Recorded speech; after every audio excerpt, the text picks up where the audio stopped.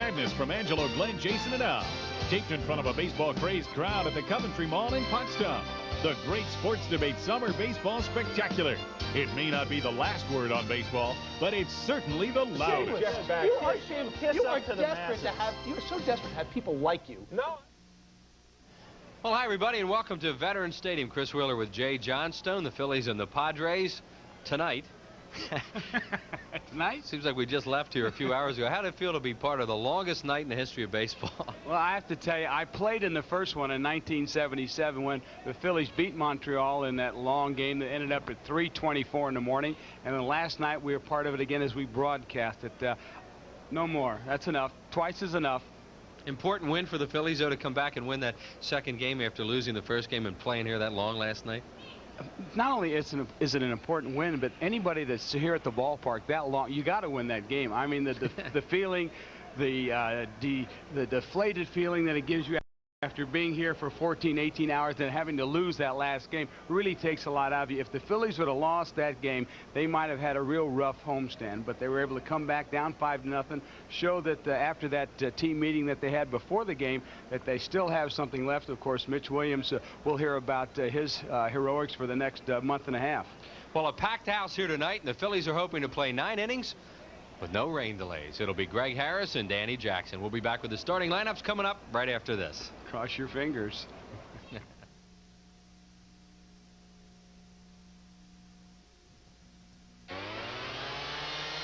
Phillies baseball is brought to you by Budweiser, fresh, pure, natural, proud to be your Bud. By your local Sherwin-Williams paint stores. The pros know. Ask Sherwin-Williams, a participating sponsor of Major League Baseball. By Mellon PSFS, the official bank of the Phillies. By Bell of Pennsylvania Yellow Pages. No other book can match it, a Bell Atlantic company. Save up to $5 by joining Texaco's Frequent Fueler Club. Visit your local participating Texaco location for all the details. Texaco, star of the American road. By Coca-Cola, it's always Coca-Cola. By Cento Fine Italian Foods, the company that says, trust your family with our family. By Jiffy Lube, America's favorite oil change. And by Personal Choice, the health plan that controls costs, not people. This is your world, genuine and true, working together in all that you do, and you're giving it your best. Proud to be your bud. Budweiser. Proud to be your bud. Proud to be your bud. Ooh, yeah. Proud to be your bud. Proud to be your bud. Yeah, how far away do you think I can get in 72 hours?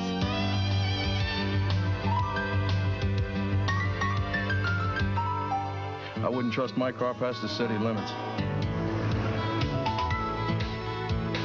For the way you travel today more than ever, the smart money is on budget.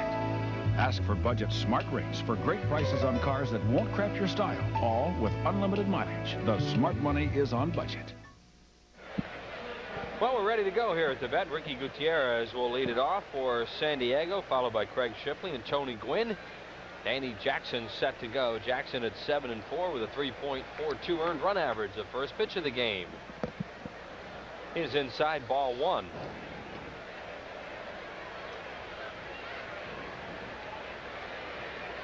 This time last night it was raining. No, partner, you look rather chipper today. Feels great.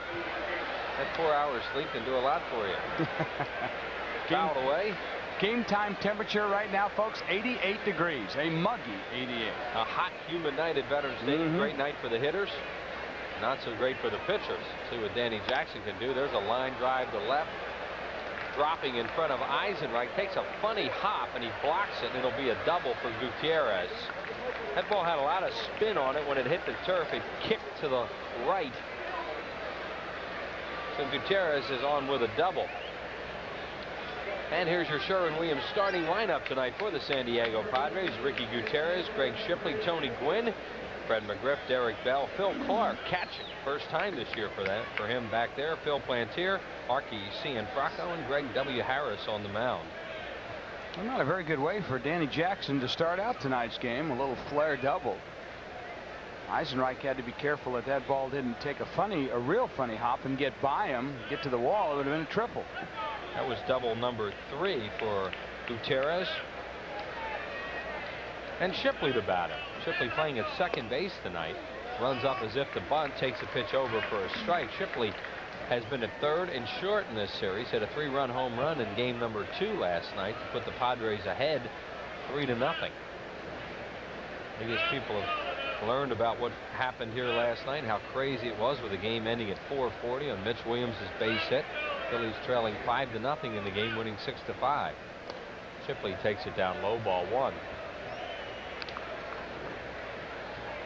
There's Gutierrez on at second base with a leadoff bloop double to right field.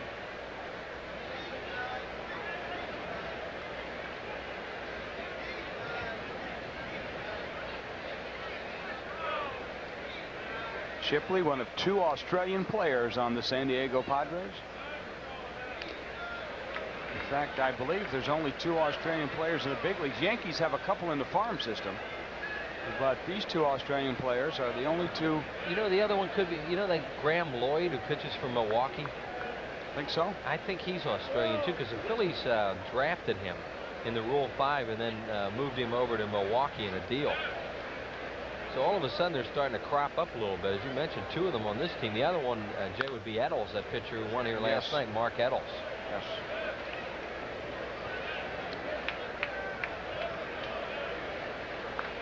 There's Aaron Ryan, the ball girl. The ball girls were here till 4:40 last night when the game ended. They did a terrific job. They ended the game wearing Phillies caps. Keep away from all that rain.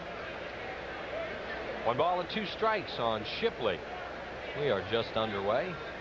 Shipley from Sydney, Australia. Got him with a good hard breaking ball. And Mark Eddles from Perth, Australia. There's a defense. It'll be Hollins, Batiste, Morandini, and Kruk. Batiste taking over for Duncan, who was put on the 15-day disabled list. In the outfield, Incaviglia, Dykstra, and Eisenreich. Behind the plate, Darren Dalton on the mound, Danny Jackson. And there are the numbers on Danny Jackson. Jackson has always pitched well against the San Diego Padres. He has 8 career wins against San Diego, the most he has against any club. He's 4-3 against them. Tony Gwynn the batter, and he fouls it off left side. Jay just mentioned Mariano Duncan on the DL. He pulled a hamstring in the 9th inning of game number 2, had to leave the ball game. And Joe Millette has been recalled from Scranton Wilkes-Barre, is expected to be here in time for the game. There is Duncan, who will be on the 15-day disabled list, retroactive to last night. Gwynn hits it to short. Batiste on a big hop throws him out, 2 down. On the plate, Gutierrez will move over to third. And that'll bring up Fred McGriff. Here are the umpires for the ball game tonight. Behind home plate, the rookie Wally Bell. Dana DeMuth, the crew chief at first. Bill Hahn at second. Larry Ponsuno down at third base. Well, this guy has averaged 34 home runs for the past 5 seasons, tops in the major leagues. He's the #1 home run producer over the last 5 years, and a threat every time he comes to the plate. Hit number 17 here last night in game number 1. Jackson with a breaking ball outside, ball 1. On deck is Derek Bell. 2 outs. The Padres have a runner on third. We're just underway here in the first inning. There they're playing him very deep with 2 outs on the right side. How about the out he made to left field last night? Went all the way to the warning track, to the wall. McGriff has great opposite field power as Jackson misses outside with a breaking ball. Last year led the National League with home runs with 35. And has an outstanding chance of being traded to some contender by the middle of August. McGriff takes it down low, and it's 3-0.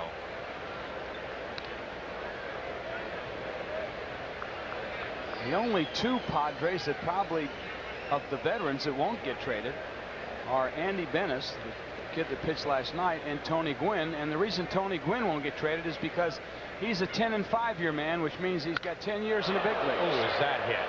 Just talked about left center field, and McGriff goes deep right out of the chute in the first inning.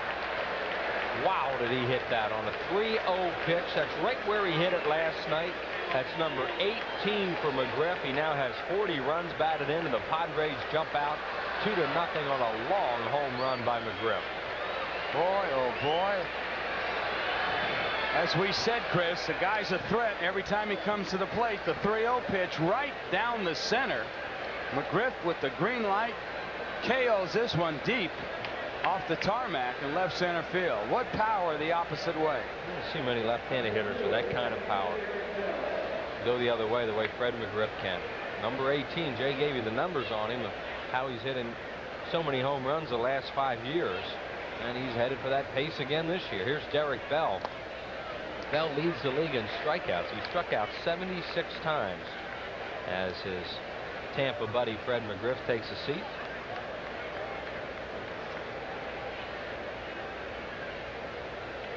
Whether the ball's carrying or he just jumped all over that, we'll find out. Nobody took batting practice tonight, obviously, as that ball's fouled out of play into the upper deck right side. Phillies did not have to report to the ballpark and be dressed until 6 o'clock because of the long night here.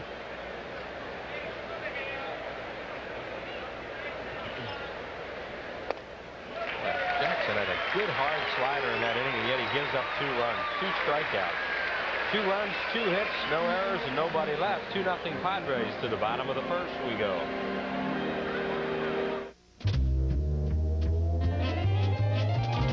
Now getting gasoline at the Big Red O is as easy as 1, 2, 3.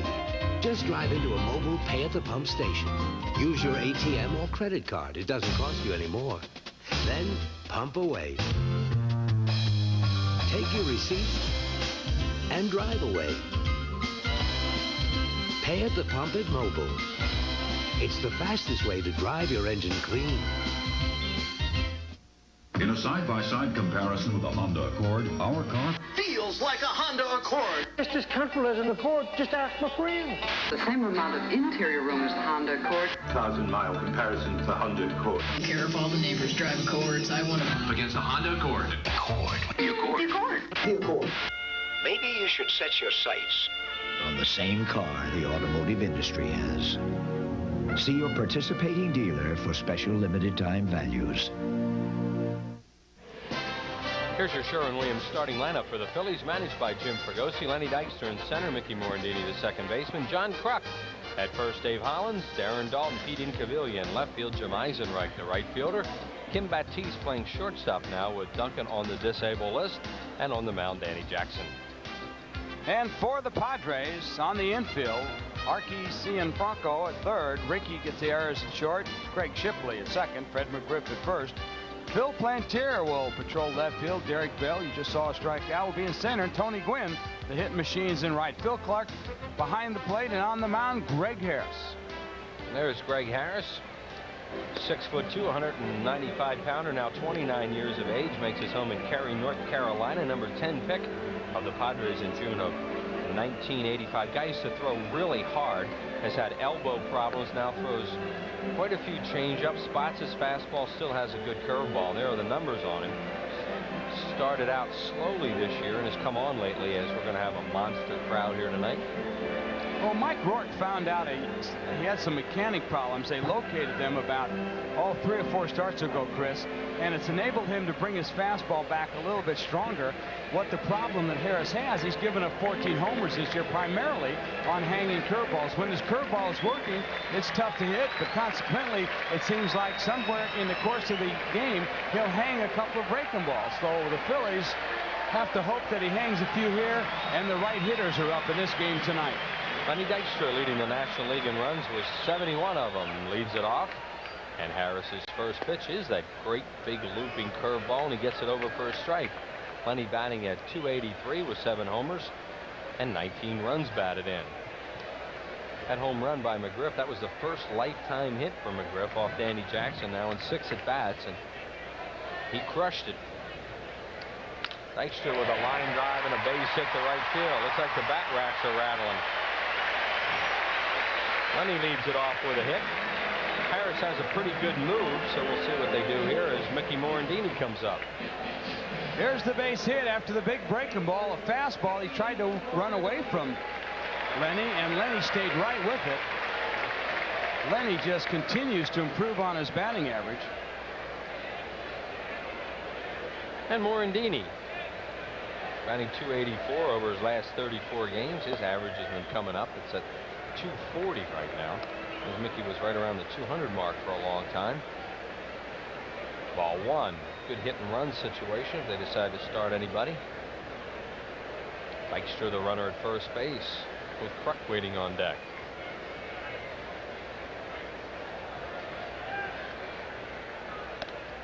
Breaking ball misses. 2-0. Greg Harris, lifetime against the Phillies, is just 1-5 with 2 saves. As you see Boa going through the signs with a 3 earned run average. He's lost his last 5 outings to the Phillies, 4 of them starts. So the Phils have had his number. They've beaten him once this year. 2 balls and no strikes to Morandini. The pitch. Fly ball left field. Plantier is there. 1 away. That'll bring up Kruk.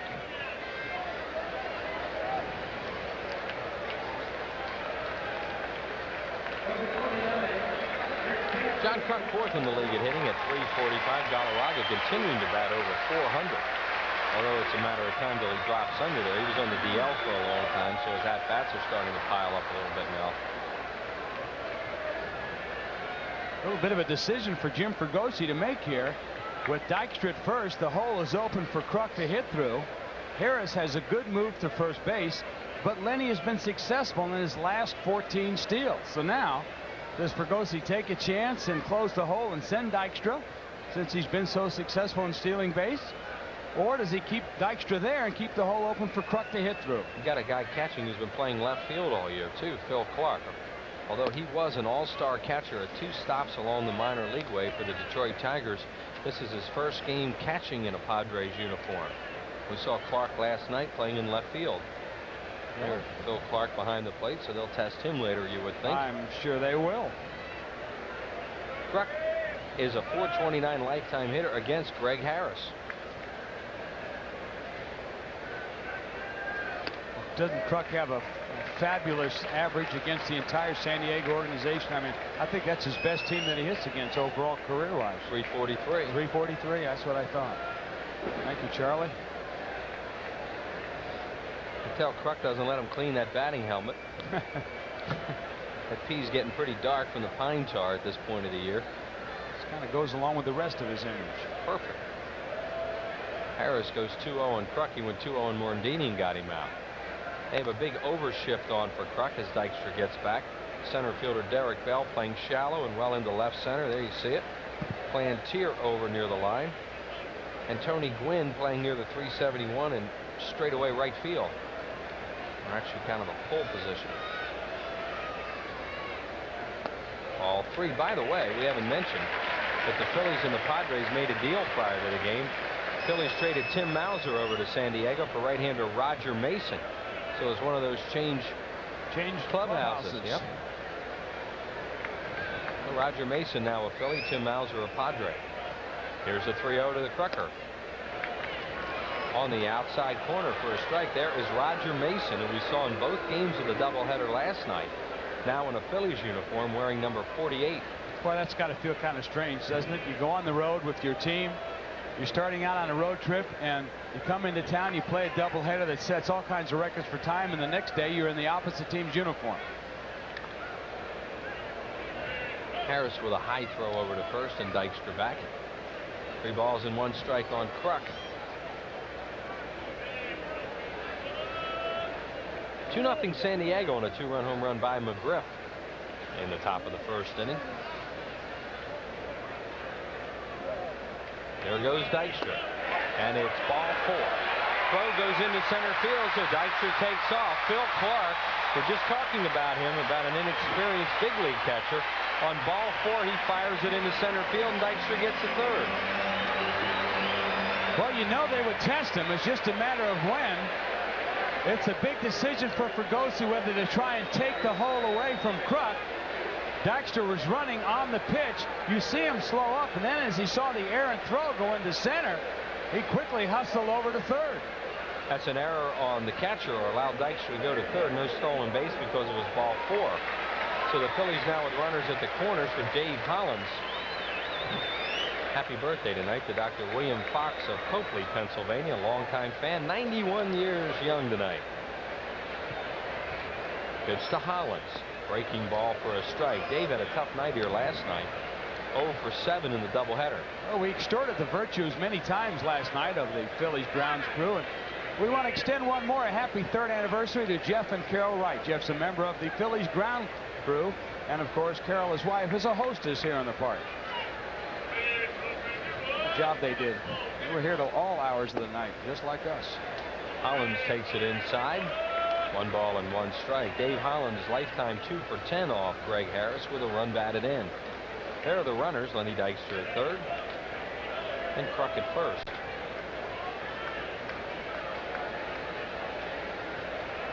John Kruk leading the league in walks and now has 66 of them. Hollins with a ground ball to second. This will get a run in for the Phillies. Fielder's choice. Dykstra crosses home plate. Hollins gets an RBI, his 50th of the year, and it's 2-1 San Diego. And Lenny Dykstra has scored his 72nd run of the year to pile on that league lead. Wow. And John Kruk quickly hustled down there. The shortstop, Gutierrez, didn't even attempt to throw to first base because Kruk really slid late. He wanted to make sure if Gutierrez decided to come across the bag for the double play, he was going to take him out. And, you know, speaking of Dykstra, Chris, Dykstra has scored 16 runs, or at least 1 run in the last 16 games. And he's only 1 shy of the record, which is 17 by Ted Kluszewski back in 1954. Darren Dalton, the batter, at 256 with 15 homers, 62 runs batted in. That's 2nd in the league in runs batted in to Matt Williams of the Giants. Harris's pitch to him. Drive to right, hooking foul and out of play. Dalton hit it well, but the ball had a hook on it right away and went out of play. Dalton 4 for 18 lifetime off Harris, 222 with a run batted in. Darren got a big RBI last night to tie the game at 5-5 in the 8th inning. On a 3-0 pitch, he grounded a single to right field. That, of course, is game number 2. Most people know what happened in game number 1. In game number 2, that was the one that very few, I think, were with us when that one ended. Can understand that. Not too many. You're right. Got home this morning at 10 to 6. It was daylight. Strange experience. Dalton takes it outside. 1 ball and 2 strikes. Pete Incaviglia waits on deck. Phillies have a run back here and trail it 2-1 in the first. There's Inky.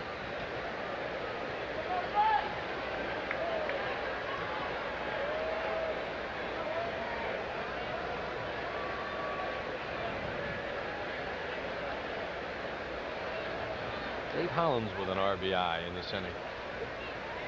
Dalton takes a changeup way outside, 2-2. Harris threw a lot of changeups when the Phillies saw him in the game in San Diego. In that game, he pitched 8 innings, 7 hits, and gave up 4 earned runs as the Phils beat him 5-3 on the 28th of April.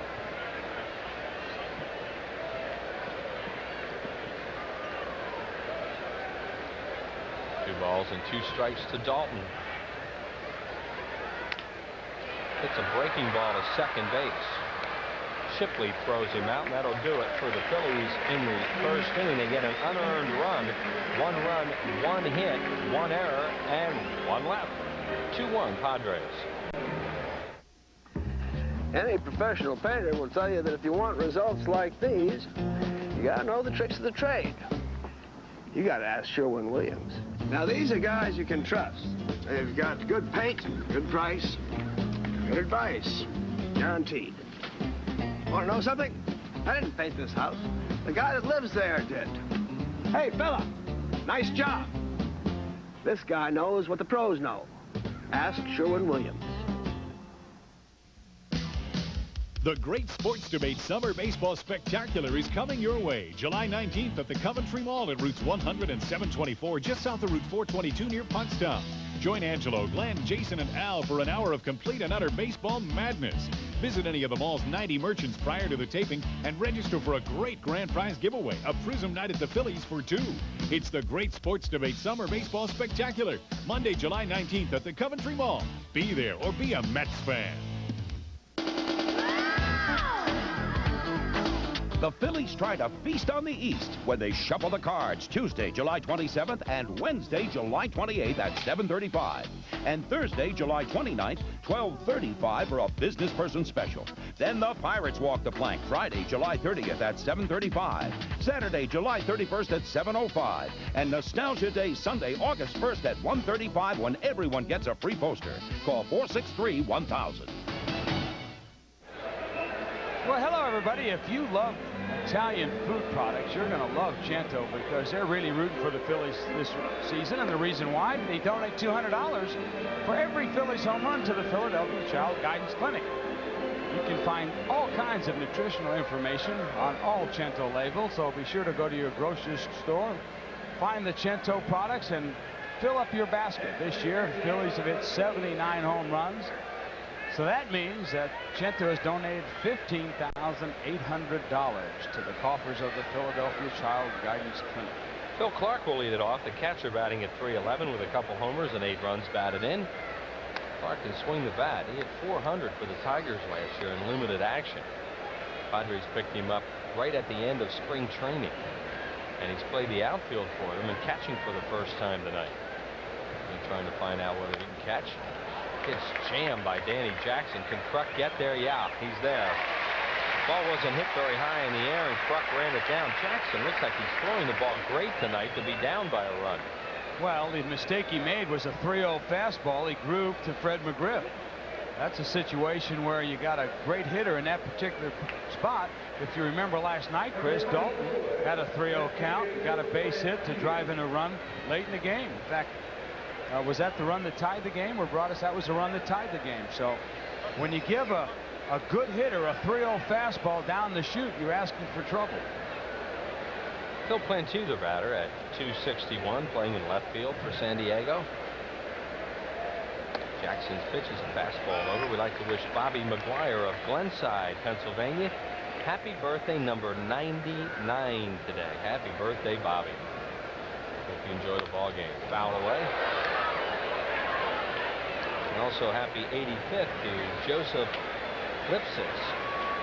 Comes from his granddaughter Dana.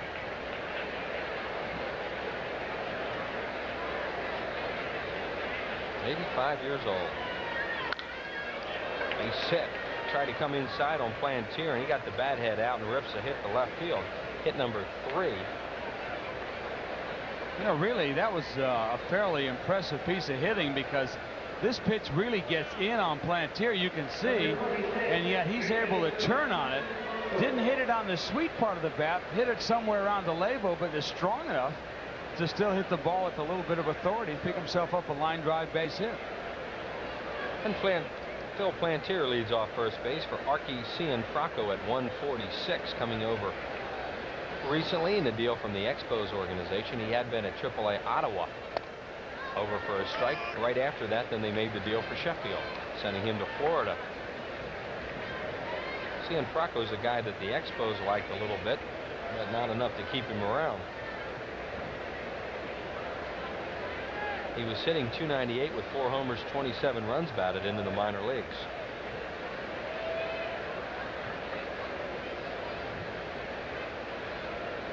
No balls and a strike. 1 ball, 1 strike on Cianfrocco, with the pitcher Harris waiting on deck.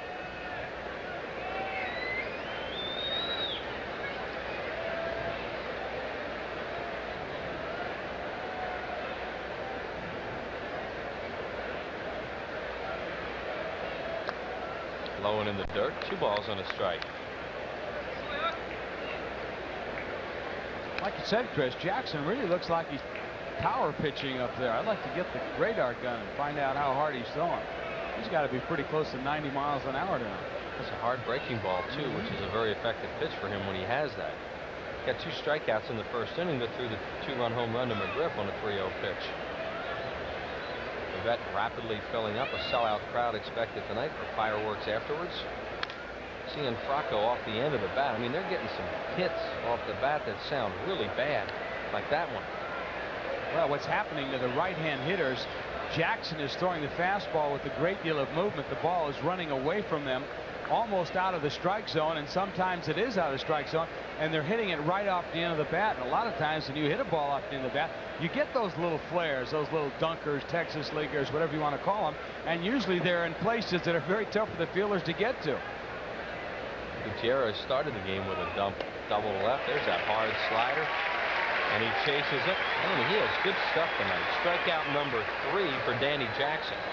Watch the hard slider Chris was talking about. He starts it out about knee high, and watch it break right down about 2 inches off the dirt. It's very quick, got good bite to it, and when you're the hitter, you pick it up, and it looks like it's going to be a strike, but it breaks out of the strike zone. Greg Harris batting at 195. Scoreboard has Gene Harris's numbers up there. He's just 0 for 1 as a reliever. Harris came into the season with just 9 career hits in 4+ years. Yeah, that's the wrong Harris. Well, they got the right name for the last one. He's almost matched that total with 8 already this year. But the way Jackson's throwing, he's in trouble. 0-2.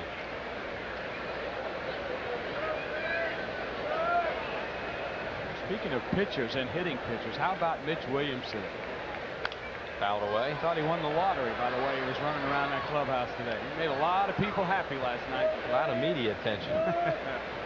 Everybody was happy about what he did last night, including us. Boy, was he happy. Oh. Talk about a guy who was out of moves.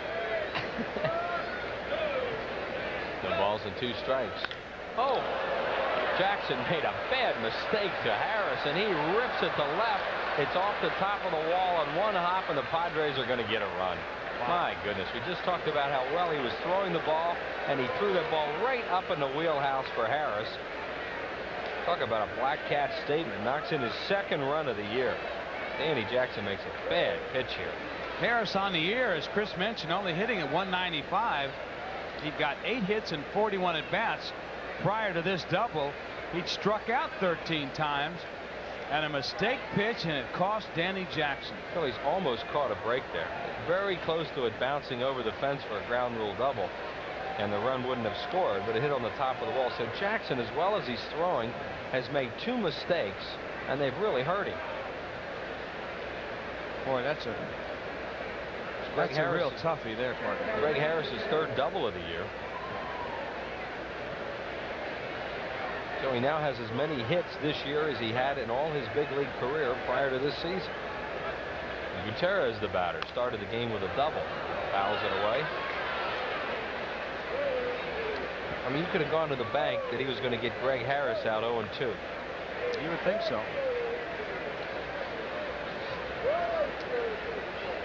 Gutierrez with that spread out stance, kind of cocking that knee.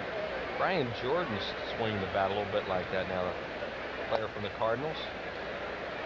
Jackson misses inside, 1-1. Padres are 3 runs on 4 hits and an error, and the Phillies with a run on 1 hit and no errors. Phillies have an unearned run.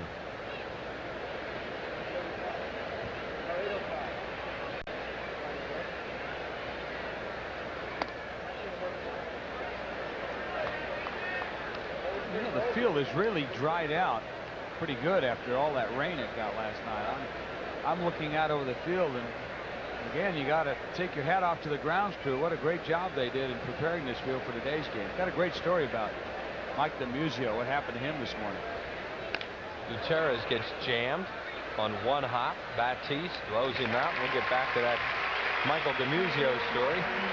In the inning, 1 run, 2 hits, no errors, and 1 left. 3-1 San Diego. Repeating it hit, and I forgot to play your number. Oh, jeez, she's home. She's gonna kill me. I gotta hide. Here. There. Honey. Oh, here she comes. I'm home. The closet. Yeah. Thanks, boy. Where are you? The Pennsylvania Lottery's daily number. Don't forget to play every day. Did you remember? Bill. I knew you'd forget. We won? What do you mean, we? Sherry, baby. It is the single greatest achievement of our time. A cinematic effort so epic in nature, so staggering in stature, so massive in proportion that 5 films barely begin to do it justice. The Planet of the Apes saga. A monumental series of films unfolding for your viewing pleasure on 5 consecutive days at 5:30 in the afternoon this July on Prism. The saga begins with Charlton Heston in Planet of the Apes on Monday, July 19th. On Tuesday, the saga goes underground in Beneath the Planet of the Apes. The 70s suffer from primate future shock in Escape from the Planet of the Apes on Wednesday. Mankind is dealt a savage blow on Thursday in Conquest of the Planet of the Apes. And on Friday, July 23rd, the saga reaches its riveting conclusion in the final battle for the Planet of the Apes. Rejoice, film lovers. The epic of our time has come to the comfort of your home. Unedited, uncut, and commercial-free. The Apes rule again. Roddy McDowell lives. July 19th through 23rd, exclusively on Prism, the only place to be for the summer of '93. Loosen your tie, take off your coat, roll up your sleeves. It's a business person special, Thursday, July 29th at 12:35. Compliments of Mellon BSFS. Go ahead. You deserve a break. Call 463-1000. Tomorrow night, we have an 8:05 game, the final game of the series between the Phillies and the Padres. A special Sunday night time. And a special free gift for all fans 14 and under. That good-looking Phillies batting helmet, red with the Phil's P right on the front. So we'll see you out here tomorrow night. Call 463-1000 for your ticket. There's an official batting helmet right there. It's a big league batting helmet. There's a big league fan. Big crowd here tonight. Fireworks to follow. And Incaviglia will lead it off, followed by Jim Eisenreich and then Kim Baptiste and Danny Jackson. San Diego 3, the Phillies 1 in the second inning. Greg Harris's pitch on the way. Breaking ball over for strike 1. Happy birthday tonight to Ray Bandus from his daughter Linda, Phillies hostess, working here at the vet. And also happy birthday to Steve Drawshack of Pottstown, Pennsylvania.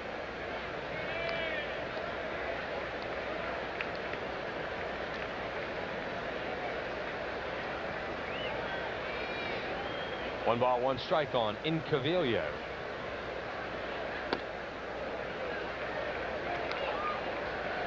Yeah, I was mentioning the story about Mike DeMuzio, the operations manager here for the Phillies at the stadium. And these guys get here at, you know, like 10, 11 o'clock in the morning, and they were here as long as we were. Well, around 7 o'clock, he'd been here all that time, Chris. That's a pop-up playable in the infield. Way up in the air, Shipley, the second baseman, grabs it, one away. He was running the Zamboni machine around the pitcher's mound because a lot of mud had gathered on the turf. And, you know, he'd been up almost 24 straight hours. He fell asleep driving the machine, ended up at the shortstop position. As we watch Incaviglia pop it up one more time. So that, he figured it was time to go home after that. Get some rest. Seemed like he didn't run it into the center field wall. Yeah. Eisenreich, the batter, takes a curveball high. Jim Eisenreich at 336 had a couple of hits in the second game last night.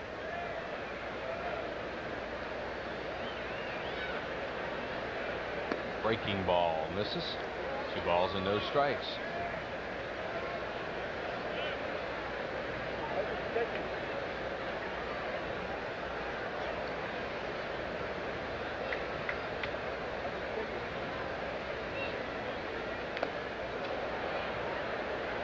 Swing and a foul tip held on to by Clark. Eisenreich with a couple of home runs, 29 runs batted in. Started both games of the Twilighter. Pulled off that breaking ball and pops it up foul. Clark and Cianfrocco are both there, and the third baseman, Cianfrocco, to play in foul territory. 2 up and 2 down here in the second inning for Kim Baptiste, playing at shortstop tonight, as Mariano Duncan's going to be out for a while, now on the 15-day DL with a hamstring pull. That's a tough break, too, for the Phillies, because it seems like every time he gets in there, the Phillies play well. He's been bothered by that leg off and on for the last, what, 3 weeks now? Almost a month. Evidently really pulled it last night, and they just decided, well, it's not going to get any better with him playing and sitting and playing and sitting. So there's Duncan. So they finally decided to DL him. Baptiste with a base hit to left field. That's hit number 2 for the Phillies. They have a 2-out base runner for Danny Jackson. Harris a little disgusted with himself on that pitch. He wanted the ball on the outside part of the plate. Look where this one is. Catches a good portion of the outer half of the plate, and Batiste, who has a lot of trouble with that breaking ball away from him going out of the strike zone, is able to get the bat hit on this one. Danny Jackson, a 114 hitter, 4 for 35.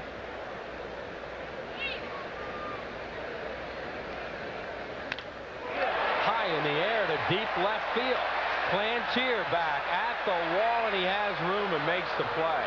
Danny Jackson, who has never hit a major league home run, gave that a long ride, and Greg Harris comes off the mound. Look at him.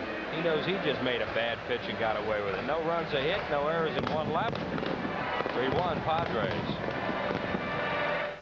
You can feel it deep inside. Dedication and a real sense of pride. And you're giving it your best. Proud to be your bud. Budweiser. Proud to be your bud. Proud to be your bud. Ooh, yeah. Proud to be your bud. If you want your car done right, it has to be done by the right people. We take care of our customers. We do the job right. Quality all the way. Experience counts. The customer comes first. Satisfaction guaranteed. We're only as good as our people. That's why Jiffy Lube is America's favorite oil change. We got experience at Jiffy Lube.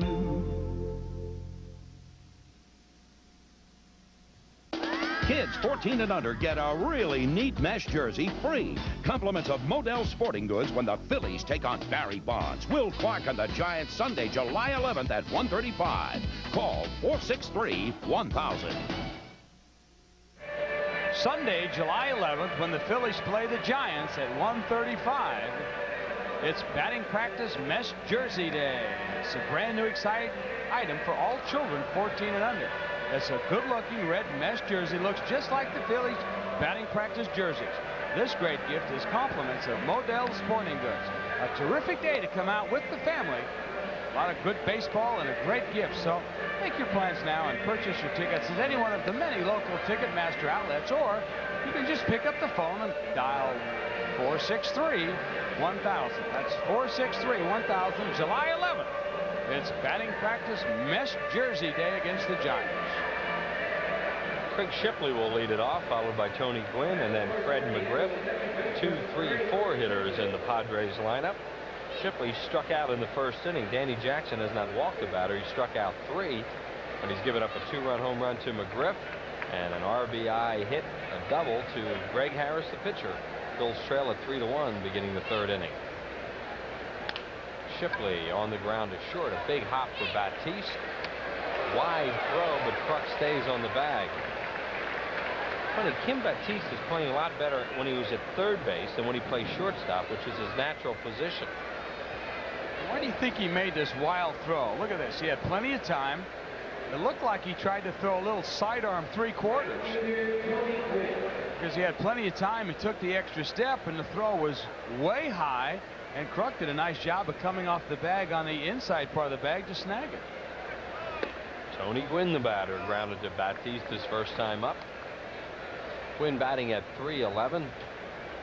Rare that you ever catch Tony Gwynn out over 300. Gwynn fouls it away left side. Jackson ahead of him, 0-2. Well, Gwynn's had some problems with a strained right calf muscle. He hurt it way back on June 12th. And since coming back from that calf muscle injury, he's only hitting about .260 or so, Chris. So he really probably hasn't got his batting stroke back yet.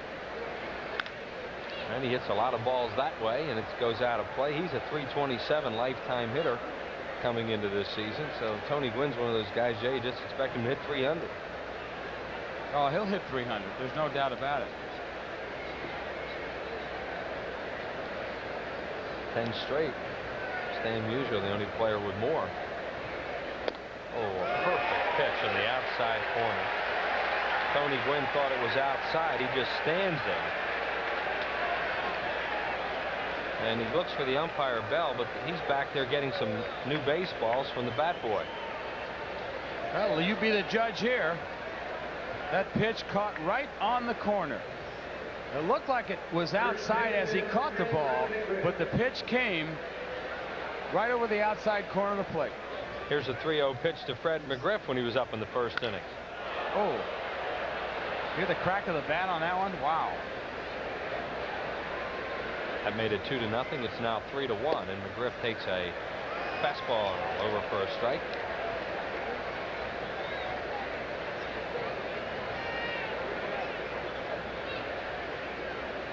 No balls and 1 strike on McGriff, who grounds it to Hollins.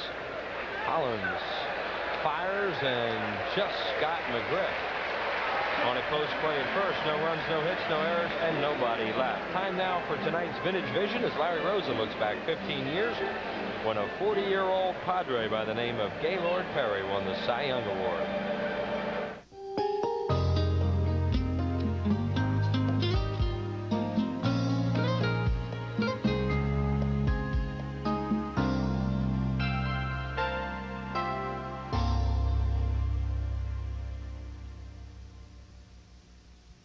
Let's relive the days when a 40-year-old future Hall of Famer earned a Cy Young Award. The year 1978. The team, the San Diego Padres. The man, Gaylord Perry. His assortment of junk, guile, and some would claim foreign substances led to 21 victories on a 4th-place club. He was honored as the grand old man. And unlike many other starting pitchers, Perry says the award belonged equally to the man who owned the 9th inning. Well, I still was throwing the ball decent, but I had in the bullpen, first time I ever had a great relief pitcher, a guy named Raleigh Fingers was there, and I only completed 6 games. He finished the rest of them, and he would threaten me before I'd go out to pitch. Says, "You pitch 8 innings, that's it. Don't try to go out there in the 9th inning." And I take it for his word, but he was a guy that loved the competition and loved his job, and his job was to finish the ball game and save it for you. And you're one of those guys that'll give credit to your relief pitchers. Don't hear that too often. Well, I was 40 years old at the time, and when I won the Cy Young in '72, I completed about 30 games. And so it just goes to show you the relief pitcher has really come in to be special, and Raleigh Fingers is the one that really made it special.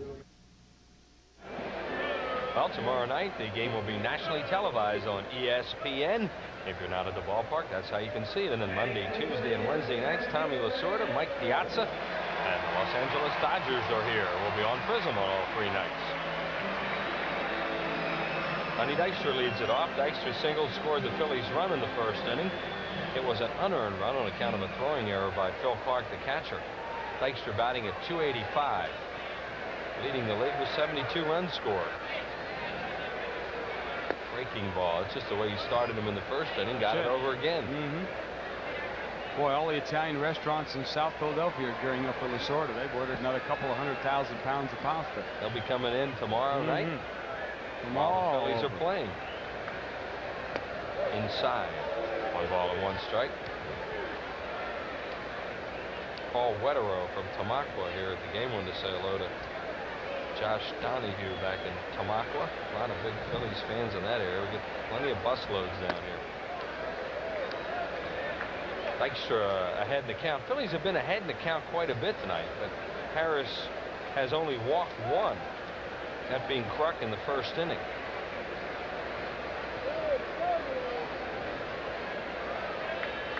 Morandini on deck. Dykstra takes it just outside, 3-1. Harris wanted it. Doesn't get it.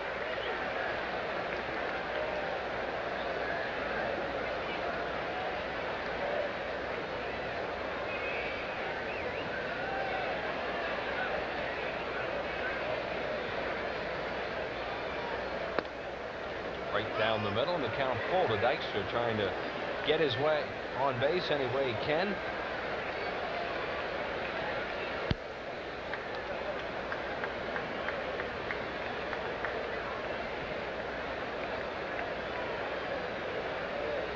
What inning do you think the wave will start tonight? Always have a wave on fireworks night. Yeah, I hope it doesn't start. And it's a loud one, too.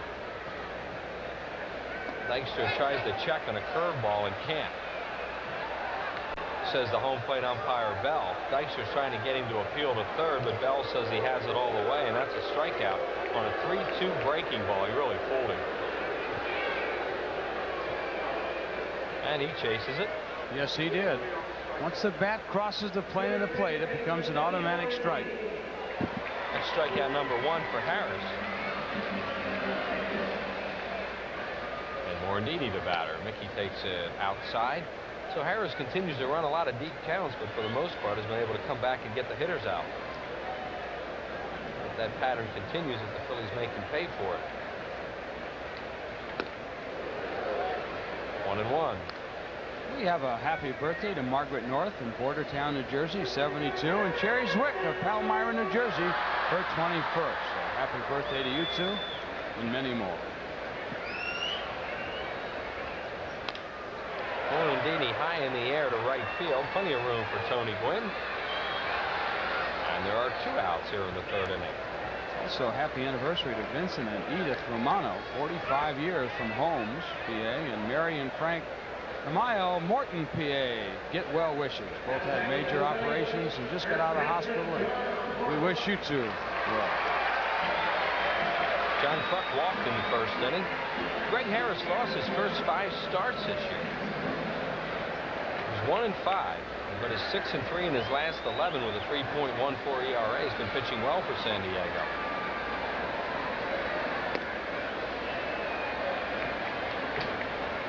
Well, after countless hours of looking at films, Chris, Mike Rourke, the pitching coach, found a flaw in Harris's delivery. They changed it. He got his fastball moving a little bit more. And that ball moved, and Kruk topped it to second. Fires his batting helmet into the ground. And the Phillies are gone in the 3rd. No runs, no hits, no errors, and nobody left. Through 3, Padres lead it 3-1. This is your world, genuine and true, working together in all that you do, and you're giving it your best. Proud to be your bud, Budweiser. Proud to be your bud. Proud to be your bud. Ooh, yeah. Proud to be your. Proud to be your bud. What's new at Mobile? Let's take a look. Introducing new Mobile Super Plus detergent gasoline. It still cleans fuel injectors and intake valves. Now it helps keep the very heart of your engine cleaner. Down here, the cylinders and pistons. So come down to the Big Red O and drive your engine clean with new Mobile Super Plus, the detergent gasoline.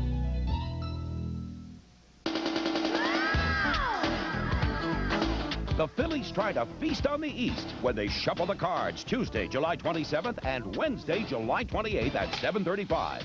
And Thursday, July 29th, 12:35 for a business person special. Then the Pirates walk the plank Friday, July 30th at 7:35. Saturday, July 31st at 7:05. And Nostalgia Day Sunday, August 1st at 1:35 when everyone gets a free poster. Call 463-1000. With Gary Maddox, this is Chris Wheeler. The Phillies talked about regrouping, Gary, when they came back. What do they mean by that? Well, another word for regrouping is focus. And if you look it up in the dictionary, it means to concentrate. And that's what the Phillies really feel they have to do at this point. Concentrate and do the things that they feel have gotten them to this point. For the most part, it's been a no-brainer. I mean, if you think back, every time the Phillies won, everybody else lost. So it's been pretty much a cakewalk for them now. Now they need to concentrate, see what it is they were doing when they were successful, and hopefully they can get some of that back. And one thing that they did to be successful was score first. And tonight they did not. In fact, last night they did not lead in the doubleheader until they won it. And most of the times, the thing I noticed most about the team was how quickly they got on top. Derek Bell fouls it away. And if you want to talk about whose responsibility is it, the hitters or the pitchers, well, when you're home, you need your pitching to go out there and hold them for that first inning to give your team a chance to score. Got a few high choppers here tonight. As long as you can beat them out. Circling the vet for this sellout crowd. Taking a lot of pictures. Here we go, 0-2 to Bell, and it's inside. Jackson hasn't walked anybody. He struck out 4. He looks like he has great stuff, but he trails at 3-1 on 2 bad pitches. You know, I know things are going bad for the Phillies, but this is absolutely the most enjoyable time of the year. Pop up by Bell towards second base. Gary will tell us why after Morandini squeezes it, 1 out. Well, you know, the reason I say that is because this is where you have fun. This is where you learn as a player to develop. I mean, you had a nice lead, yeah, but now the competition has come to you and it's time to bear down and play. In a situation like this, I mean, it seems like you're running out of games. Can you imagine this early? Like, hey, where are the games going so quickly? If you're San Diego, in contrast to that, each game seems like it takes a week to play. So you got something to go for, and the time just really passes quickly for you. First pitch to Clark is a strike called. He didn't like it. He's the catcher tonight. We've only seen him as an outfielder prior to the ball game. He popped up foul to Kruk his first time up. This pitch is outside, 1-1. He'll be followed by Phil Plantier.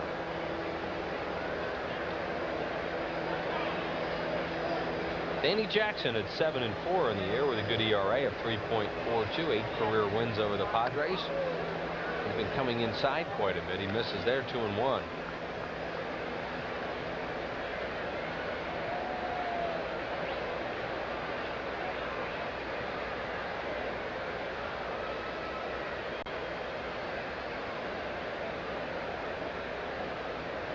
Hard ground ball. Hollins dove for it, and then it jumped over him down into the corner, and Incaviglia will dig it out, and Clark goes into second with a double. That hit something just as Hollins dove for it. It did. It looked like it hit the dirt, maybe a clump of dirt in the infield. But that's the thing about diving. Once you commit, there is no regrouping.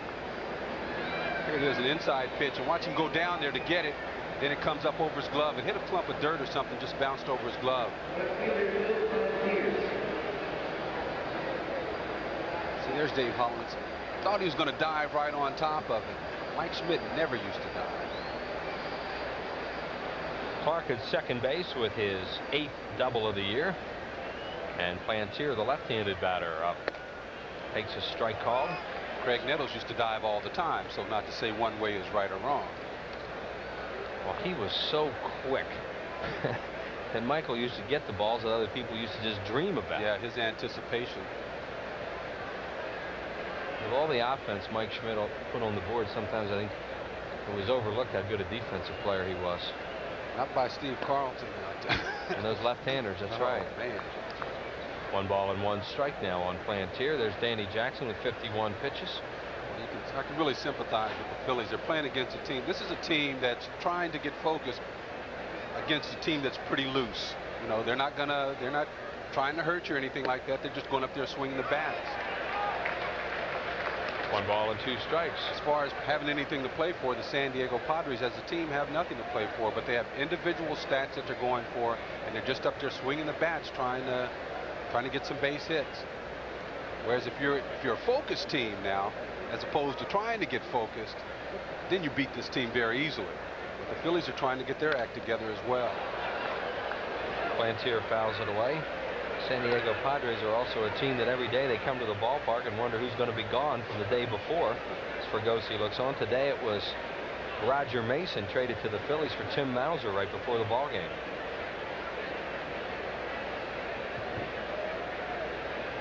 One and 2 to Plantier. A true uppercutter. Got a base hit his first time up, a single to right, scored a run. There's Jim Riggleman, the young manager.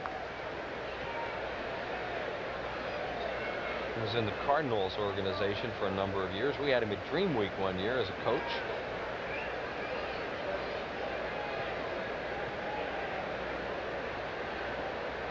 Riggleman and Fregosi are very good friends from the Cardinal days when Jim was a minor league manager at Louisville. 2 balls and 2 strikes. Jammed him. Little ground ball to second for Morandini. 2 outs. On the play, Clark moves to third.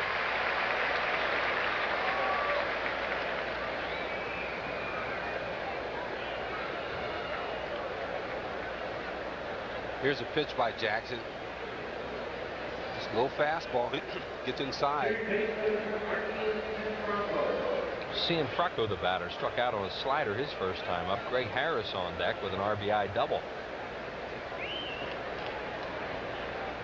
Marquis Cianfrocco has been given the third base job for the Padres now that Sheffield has departed. Jackson misses low, ball 1. Jackson has to be careful here. You don't want to get down 4-1. You know, take the out with the pitcher if you want to, or if you feel you have to. If you get too far behind in the count, you should definitely do it. Cianfrocco is a good hitter against left-handed pitching. Coming inside, and he swings over it. Cianfrocco's got a little bit of an uppercut loop to his swing, it looks like, both he and Plantier.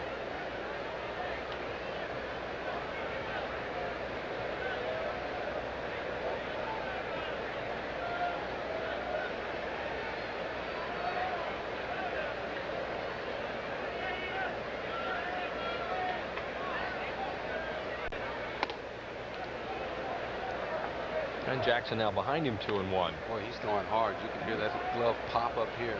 Yeah, I made a last time when Jackson was pitching to Harris 0-2. I said, well, he's going to get him out now the way he's throwing, and they made a mistake, and Harris hurt him with a double to left center. McGriff with a 2-run homer in the first for the Padres runs. Hard breaking ball. Well, Gets it over. That shows you the respect for Cianfrocco. Well, maybe not so much respect, but the fact that the pitcher is on deck, and why try and groove a pitch, especially when he's been hurt a couple times tonight. So he threw him a 2-1 slider and got away with it. I'm looking for a pitch hard in this time. And that's just what Dalton wants, is a fastball in. 2-2. Right where he wanted it, and Dalton's out of there with the ball. Who knew that was a strike? Strikeout number 5 for Danny Jackson. No runs a hit, no errors, 1 left. 3-0 Padres. Can Texaco System 3 gasolines help reduce an engine's filthy deposits?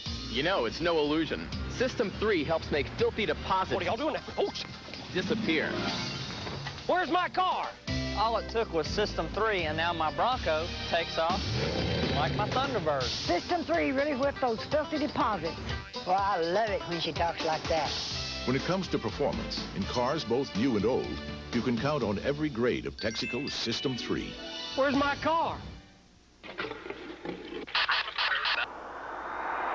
The new Lexus GS is equipped with a vehicle speed-sensitive steering system so responsive that it actually improves your feel for the road.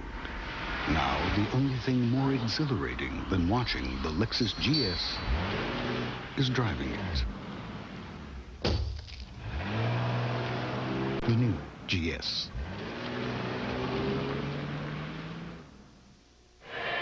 This is live with Bruce Hurst, who's been hurt all year. The Padres are trying to get him healthy so they can trade him. So he's having a little fun before the game with a fanatic.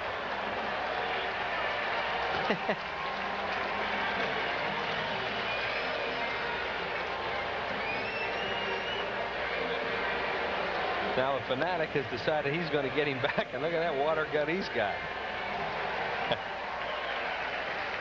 This is live.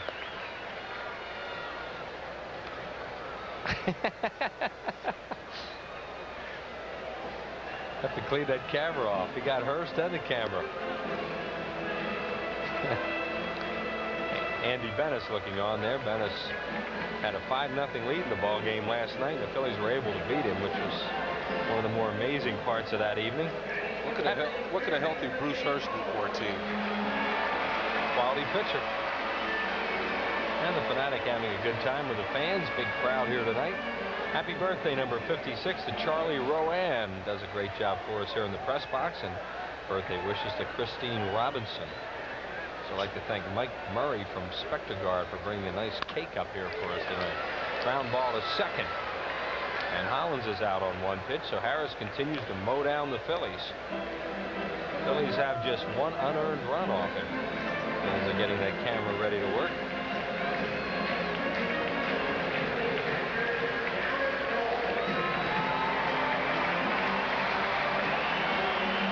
That's our cameraman down there, J.R. Aguila, right? Darren Dalton, the batter, with 1 out and nobody on base. Harris with 1 walk and 1 strikeout. Harris nowhere near the strikeout pitcher he used to be when he had a real good fastball. Dalton with a line drive base hit to right. Tony Gwynn on one big hop grabs it. And the Phillies have their third hit of the game, and Incaviglia will bat. Good piece of hitting by Darren Dalton. The pitch down a little bit. Looks like a changeup. Just goes down and puts a good swing on it. Harris throws a lot of changeups now, Gary, where he used to kind of just throw fastball, curveball. Right. He'll also throw more sliders than he used to. Incaviglia popped up to second his first time up. Pete batting at .284 with 13 homers and 53 runs batted in.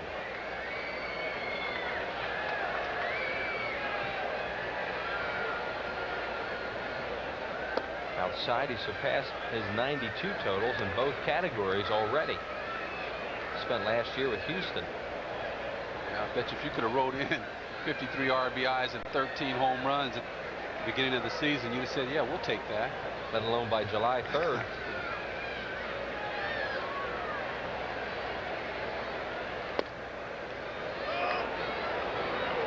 One ball and one strike. You want to talk about a wide strike zone.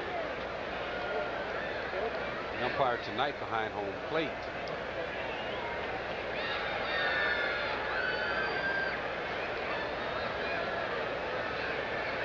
One ball and one strike. There's a curveball, and that one's high, and it's 2-1.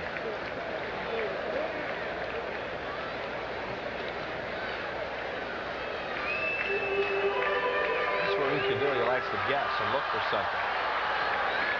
Dalton leads off first with one out. 3-1 Padres were in the fourth. Might have had a pitch to hit there and fouled it off. Back into the crowd. 2-1. You get a hitter like Incaviglia 2-1 and put it close to the strike zone, he's going to be hacking. The on deck batter is Jim Eisenreich.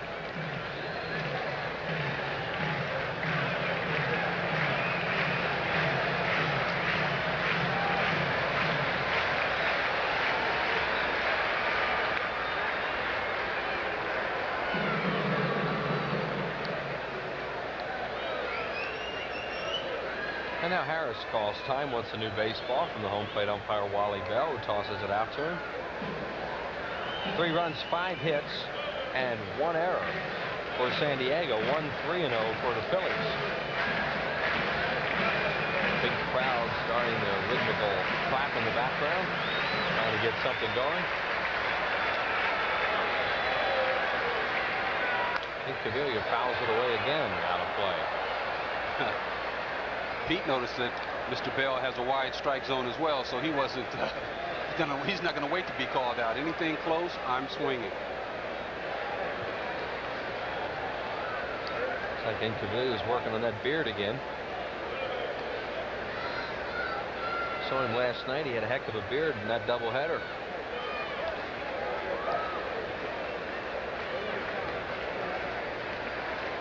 Two balls and 2 strikes on Incaviglia. Aaron Dalton, a 1-out base runner.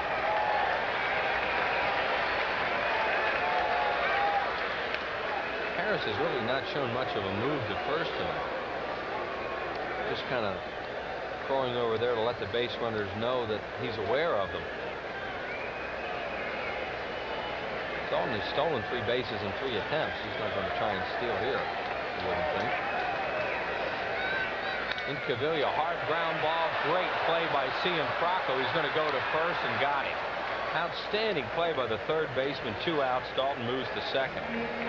Cianfrocco was thinking too when he came up with that ball, but had a little trouble getting it out of his glove. He decided to take the easy out at first base. Hit hard by Incaviglia. Look at Cianfrocco diving to his left, looks at second, and comes up and fires over to first base to get Incaviglia. That's what happened, Chris. You're losing. You're hitting the ball hard. You know, it's easy to get down on yourself, and that's what you mean. You got to stay focused. Just go out there and continue to hit the ball, and things will turn around for you. Eisenreich, the batter. Ground ball to first. McGriff's going to need Harris, and he's there. And the Phillies are out here in the fourth. No runs, 1 hit, no errors, and 1 man left. Padres still lead by 2 after 4. When you move into a new house, little things are going to come up.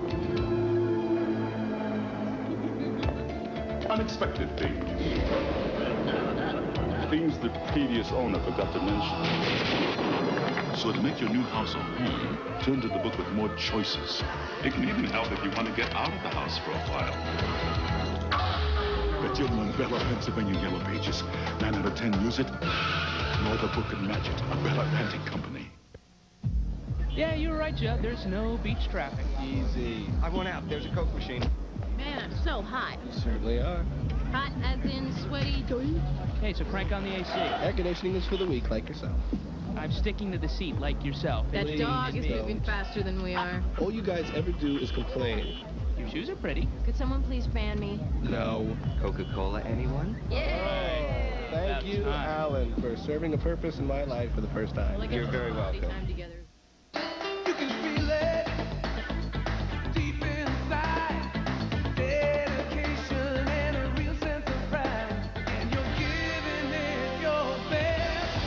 Proud to be your bud. Budweiser. Proud to be your bud. Proud to be your bud. Ooh, yeah. Proud to be your proud to be your bud.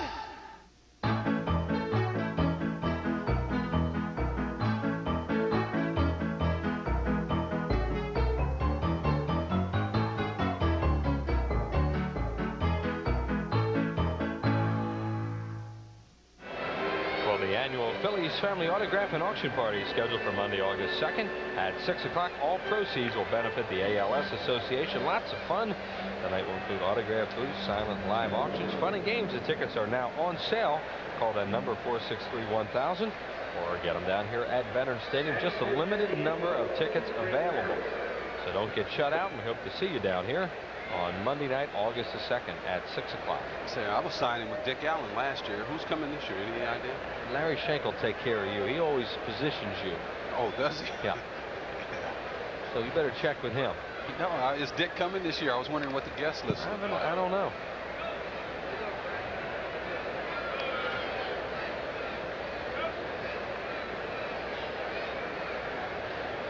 Harris got a double his first time up into the gap in left center after Jackson had him buried 0-2.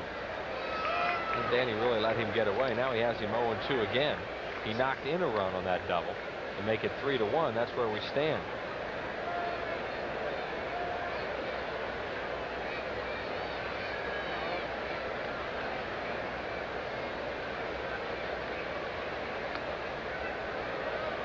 And give him the 2-0-2 fastball this time.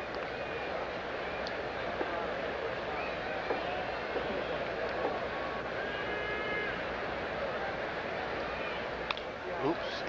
Might have broken that bat. 1 ball and 2 strikes. Nope. Harris, he took a look at it. It looks like it's okay.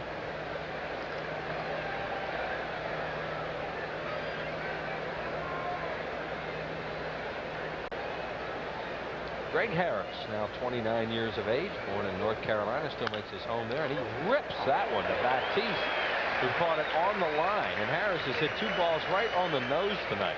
Well, another pitch up a little bit, Chris. He tried to get it in on him, tried to throw it hard, but got it up in the strike zone. And he can sit bat around there pretty quick. Look at the slider coming in. Good piece of hitting. Really? Batiste showing it to the second base umpire, Bill Hahn. Ricky Gutierrez, the batter, blooped the double to right to lead off the ball game, scored on McGriff's homer. Bounces up there, away from Dalton. Off of Dalton. Yeah, he's had a couple hit him tonight already. 1 foul tip, that one. Another ball in the dirt.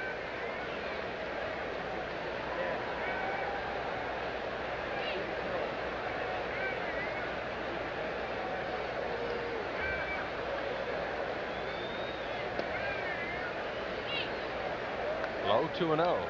Jackson with no walks and 5 strikeouts thus far. There's Kurt Schilling looking on. He'll pitch in the Dodgers series. Ball 3. Gets more difficult for guys like Schilling and Green, who are struggling right now. Every time they take that mound, you know, they want to to try and do it all themselves. It's very hard to pitch that way. It's not going to get any easier. Green will pitch on Monday against Oral Hershiser. On Tuesday, it'll be Schilling and Pedro Estacio, Ramon Martinez, Terry Mulholland on Wednesday. All those games on Prism. Strike 2 call, 3-2.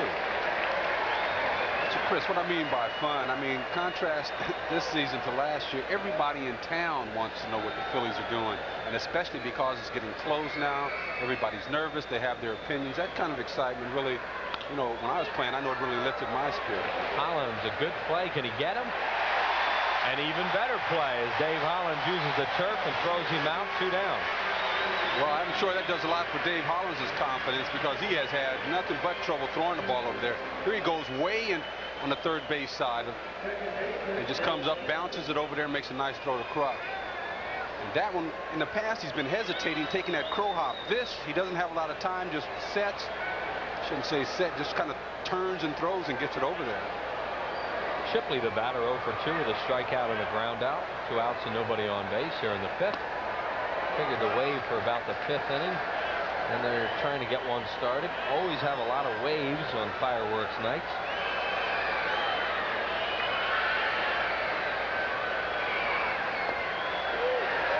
Jackson with a hard breaking ball, and it's 0-2.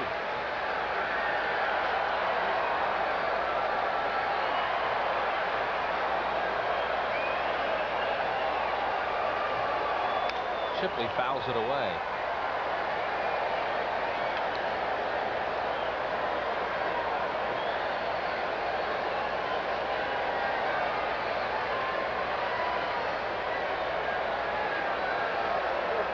There we say slider in again. Well, they're going away. Fastball away. Maybe to come back with a slider in. See if they could get him to chase it, but he threw it way out of the strike zone. Andy Jackson at 75. Good ratio. Balls and strikes. And coming back inside. Hard breaking ball. That's a strikeout. Nope, nope, nope. Bell says it's a foul tip. Dalton thought that he had just dropped that. But the home plate umpire says no. Here's a slider inside. Again, Shipley swinging over the top of that ball, breaking in. It's just a little bit of it, and Darren has trouble hanging on.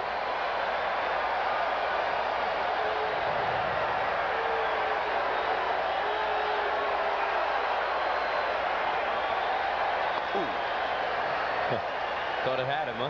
Yeah, you know, and the reason I say that is because I'm thinking along with the hitter here, and you got to be thinking, if you're thinking inside, you have to be looking for a slider in there, and there's a fastball that surprises you. It looked like it was pretty close. Coming back inside again, and he hits it to Hollins. Hollins fires and got him, and that'll do it. 3 up and 3 down here in the 5th inning. No runs, no hits, no errors, and nobody left.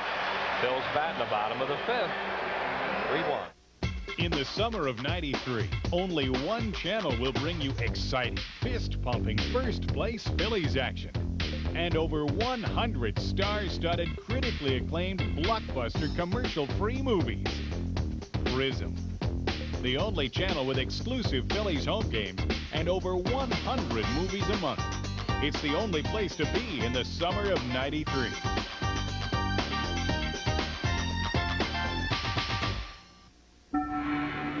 The metal cylinder is secured and turned in a counterclockwise motion, causing the internal railing to rise and disengage. It's easy to make something as simple as opening a jar complex. The challenge is making the complex simple. But that's what we do at Bell Atlantic Mobile. We take cutting-edge technology and place it comfortably in your hands. Bell Atlantic Mobile. Advanced technology and people who make it mean something. By Nationwide Insurance. Nationwide is on your side. Your Nationwide agent in Quakertown is Aaron Landis. Hey kids, if you love the Fanatic, Prism wants to give you the chance to be the Fanatic special pal at the August 14th Phillies-Mets game. You can spend the 5th inning with the big green guy and watch the rest of the game in some really great seats. If you're 6 to 12 years old, you want to be the Fanatic's pal, just send a postcard to the address on your screen. It's a fantastic Fanatic contest from Prism, the only place to be in the summer of '93. Here's Dave Hollins, the second play he had that inning. Watch how see that little crow hop he's taking there, the double one. That's what he's gotten into his throw now that he needs to really get rid of. But coming back from that wrist injury, the need to feel sure about your throws makes him double clutch like that and then fire across. Hollins has played 24 straight games without an error at this point. And Truck has probably saved him a few. Ground ball to third on the first pitch, thrown to Batiste, and Franco throws him out, one away, and Danny Jackson will bat. Greg Harris continuing to pitch well.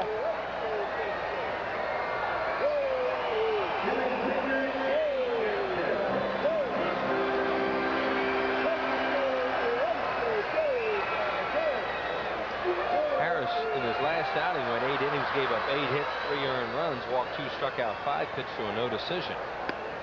Jackson hit a fly ball to deep left center field, run down by Plantier, the left fielder, his first time up. So, and that's the reason for that breaking ball just there.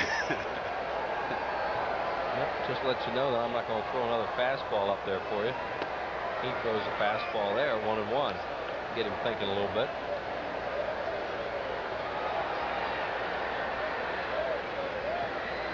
Harris has been behind a lot of hitters, but as we mentioned, the Phillies really haven't made him pay.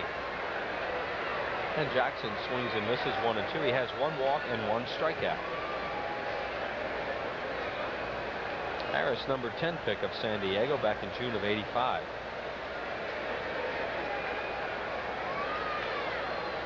Jackson double pumped on a curveball. Shipley throws him out, 2 down. Well, talk about 2 pitchers swinging the bat. Jackson this time has to hit a breaking ball. Up in his eyes.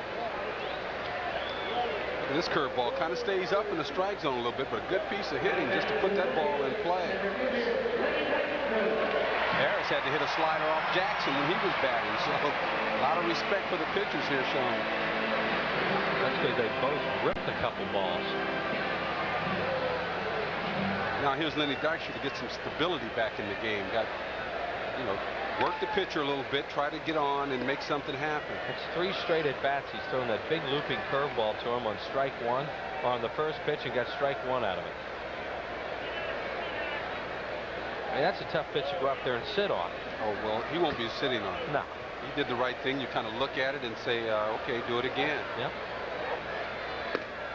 And now he throws the fastball in the inside corner. He made 2 perfect pitches to Dykstra. Fleming singled, scored in the first inning, struck out in the third on the 3-2 breaking ball. So this is what makes Lenny a good hitter, and it really hurts a lot of guys is that they're afraid to get to 0-2. You know, so because you get so defensive, Lenny has no fear of hitting with 2 strikes on it. And Harris made another good pitch on him, right on the outside corner, and he lost it to left field. Plantier to play. Phillies gone in order here in the 5th. No runs, no hits, no errors, and nobody left. We're through 5, and they trail it by 2. It's a round world, genuine and true. It keeps on spinning, and you always come through, and you're giving it your best. Proud to be your bud, Budweiser. Proud to be your bud. Proud to be your bud. Ooh, yeah. Proud to be your. Proud to be your bud. I heard you guys got a great deal on the '93 Ford Escort. Not a deal, a whole new way of buying. 4 Escorts, one price, $10,499. Not so fast. I want power steering, rear defrost, and a good stereo. Still one price. All right, I want air conditioning. And what if I want a hatchback or a sedan? $10,499. Now you can get any of 4 new '93 Escorts, all well equipped for $10,499. No gimmicks, no hidden costs. See your Quality Plus Ford dealer today. How about a wagon? $10,499. Just checking. The Phillies take on the West in 7 big games. First, 3 with the Dodgers, Monday, July 5th, Tuesday, July 6th, and Wednesday, July 7th, all at 7:35. Followed by 4 against the Giants with Bonds, Clark, and Williams. Thursday, July 8th, and Friday, July 9th at 7:35. Saturday, July 10th at 3 o'clock. And then all kids 14 and under get a free batting practice jersey Sunday, July 11th at 1:35. Call 463-1000. Well, business person special number 3 is coming up on Thursday, July 29th when the Cardinals are in town. You want to see that one. The third midweek game of the year. Baseball head-to-head against the Cardinals. The St. Louis Cardinals will put it to the Phillies in that series. Just completed in St. Louis. There'll be compliments at Mellon PSFS. Call 463-1000 or stop by the Center City ticket office at Mellon PSFS, Broad and Chestnut Streets. Fanatic working the crowd in the outfield. Good ball game. It is 3-1 in favor of the San Diego Padres. We always have these huge fireworks crowds, and this year they're not here just to see the fireworks. They're here to see the Phillies have been playing good baseball this season. In first place by 6 games coming into play tonight. Tony Gwynn to lead it off. Gwynn swings at the first pitch and hits it to shallow left field. Incaviglia says he has it, and he does. One away. Gwynn now 0 for 3. And that'll bring up Fred McGriff, who hit a bomb to left center his first time up for a home run. Tony Gwynn, you know, normally a guy that swings at nothing but strikes. This time chases a ball, puts an ugly swing on it, and he's not very happy with it. I think when you see him swing early like that means he's a little uncomfortable with the pitcher. Well, you know, and plus he likes to, he really takes pride in knowing what the pitcher's going to throw him and the location. So he probably thought he had a fastball situation that time. There's McGriff with another hit. His second hit of the ball game after the home run in the first. Padres with a 1-out base runner for Derek Bell. That is hit number 6 off Danny Jackson. Fred McGriff throwing those numbers up there. It's tough when you have to go up there and play for a team like San Diego, where all you're playing for is yourself and you have nothing to really focus on. And you keep hearing that you're going to be traded all the time. Or sold or moved. Bell rips it to right center. Eisenreich a long run, and he can't get it. It's off the wall. Morandini has the relay throw, and they're going to hold McGriff at third. So the Phillies got it back in quickly. Bell doubles to right center, and the Padres in business again with runners at second and third and 1 out. Bell jumps all over this pitch, hits it deep in the right center. But what you're going to see that really saves the run, the ball doesn't bounce out, but look at Eisenreich. He gets a low carom off of there and stays with it. Makes a great play there to hold McGriff at third base. And that'll bring up Phil Clark, the catcher. He's popped up foul to first and doubled. Phillies, see what they're going to do with their infield. Oh, they're going to walk Clark to get to the left-handed hitting Plantier, 1 for 2. Fregosi does not order many intentional walks. Unless it's to Barry Bonds. Yeah.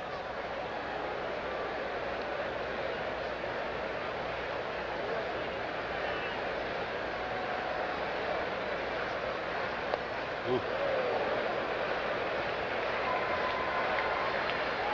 Sometimes they can be an adventure. And they can, because it's so hard for a pitcher to throw that ball to the catcher once he steps outside there. That moving target. Especially a pitcher's a little ticked off right now about Derek Bell's double. There's Plantier waiting to bat. You think about it, they're used to rearing back and throwing. Now to have to abbreviate their throw, it's really tough for some pitchers. Walk number 1 issued by Jackson tonight, and it's an intentional one. So Plantier, who has singled and scored and grounded to second, will bat. This guy's not necessarily a ground ball hitter, you wouldn't think. Fregosi hoping he'll hit one and hit into a double play to get out of this inning. Yeah, Jackson got him on a real good high fastball his last at bat, and he grounded it to second base. Plantier has grounded into 2 double plays this year. With that uppercut swing, you don't expect him to hit too many ground balls. Jackson would like a strikeout if he could get it. Plantier with a good rip fouls it straight back. Help Jackson out. Jackson's going to be difficult to handle when he throws a ball up in the strike zone that high.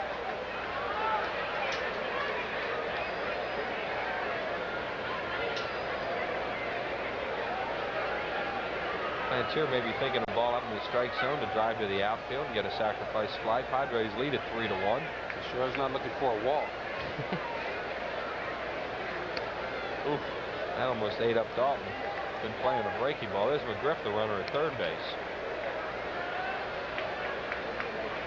Derek Bell at second, and over at first is Phil Clark, 1 out. Plantier has walked 16 times in 201 at-bats this year. Oh, rips another foul back. Could identify with those numbers, huh? It's too many walks for me. I get 15 to 20 a year. That went right in the Padres dugout. Jim Riggleman, the manager, looking on.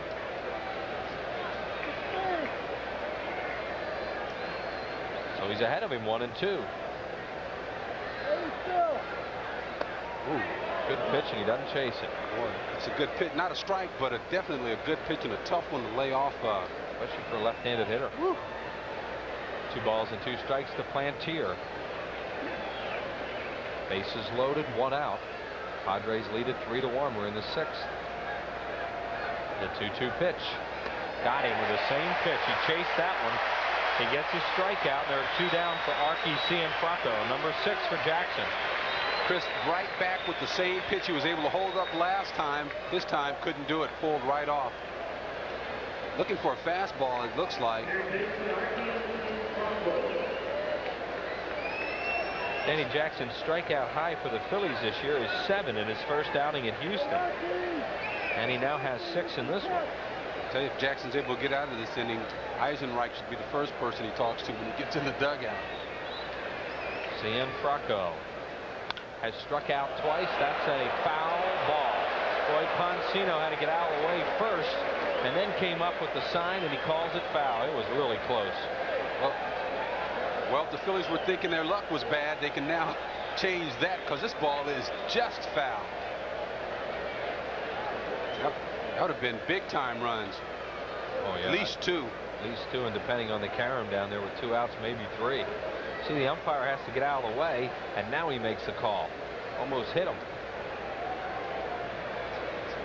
Larry Poncino, who had that long game, second game behind the plate last night, did a good job.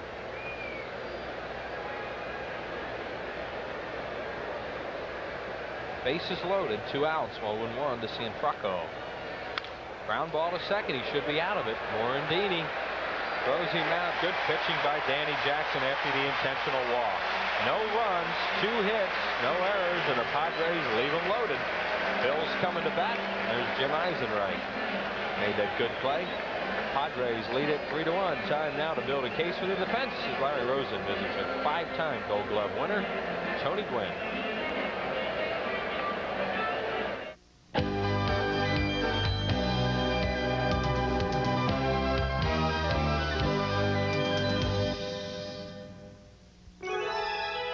As a 4-time batting champion, Tony Gwynn is expected to win ball games with his bat, but he's also emerged as one of the top defensive outfielders in baseball.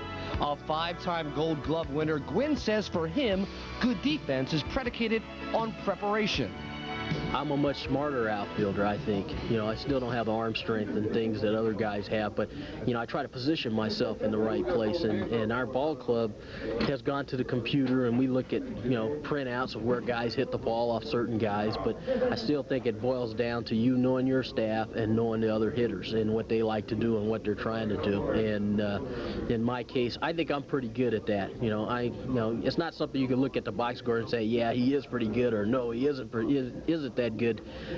It's just something that I think you know within yourself what you're capable of doing out there, and if you put yourself in a position where you can make a play, you know, you're not going to read about it, you're not going to see it, it's just something that you know.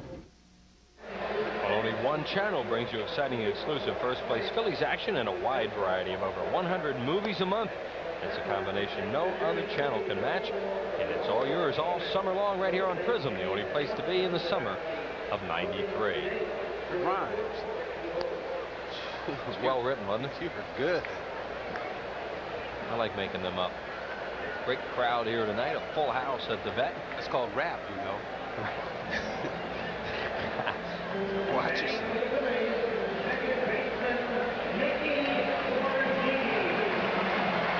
Morandini will lead it off, batting second in Jim Fragosi's lineup tonight, followed by Kruk, Collins, and then Dalton. That would be 4 consecutive left-handed batters to face Harris, who's pitched very well, giving up just an unearned run on 3 hits thus far. Misses with a fastball up high.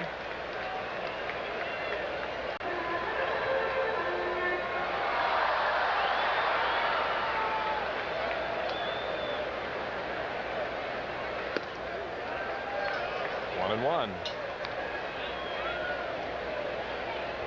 Boy, that looked like an automatic take right there to me. Looked like Morandini was going to take until he got a strike. Trying to get on base. Phillies need runs. They trail it by 2 at 3-1 here in the 6th inning. They've been out hit 7-3 by the Padres, but the Phillies just got out of a big jam in the 6th inning.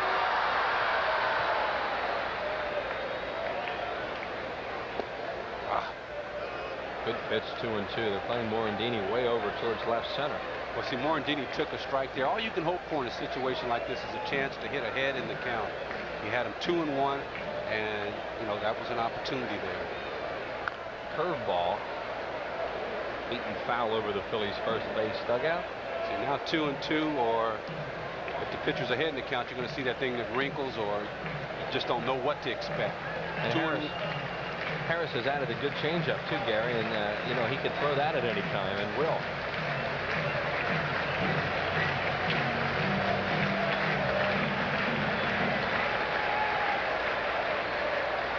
Fastball. He has a late swing, really. Beats it foul. Jammed himself. Harris has shown he can get that curveball and changeup over. That'll make you late on the fastball sometimes, or jam yourself. Another young fan with a souvenir. Here we go again, 2-2. Fastball beaten to second base, right to Shipley. Throws him out, 1 away. The purpose of Morandini using the big bat is to drive the ball the other way. I don't care if the ball's right down the middle of the plate. You still drive it the other way. You swing late. And I think he's still learning to do it, and he does do it on occasion. But that ball right there, ground ball to second baseman, they're trying to get that out of his repertoire. Harris has now retired 11 out of 12.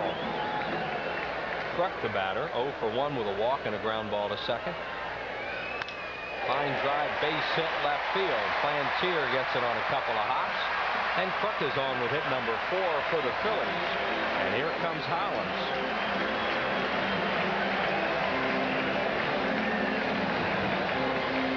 Here's John Kruk doing what he does best. Just ball a little bit away from him, and he goes that way. You know, the good hitters, even when the ball's right down the middle, they still try and do with it what they do best. How about Fred McGriff 3-0? The ball's hit out to left center. He didn't try and pull that ball. John Kruk got a fastball he was looking for. Boom, a line drive to left field. Hollins has knocked in the Phillies' only run with a ground out in the first inning. Has an even 50 RBIs on the year. Hollins still hitless in this series against his former organization.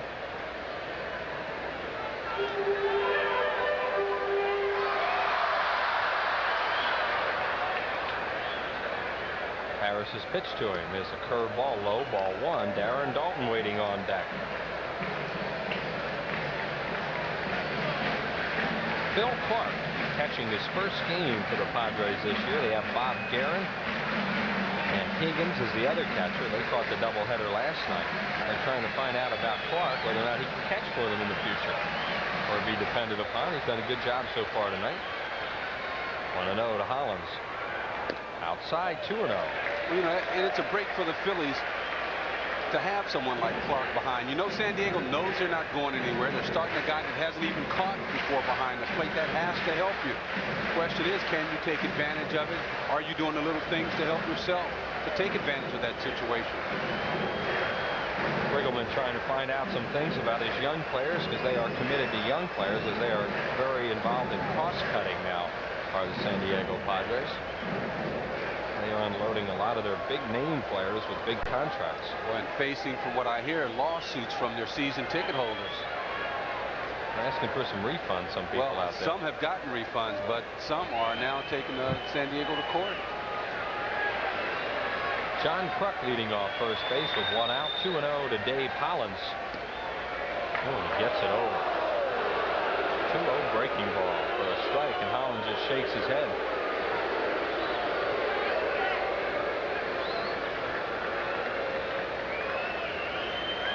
Hollins now 9th in the league with runs batted in with 50, even after missing about 2.5 weeks. 2-1 to Dave. Chops it to Harris. He has it, throws to first, got Hollins, and he continues to struggle left-handed in the series. Breck will move to second, and Dalton will bat with a base open.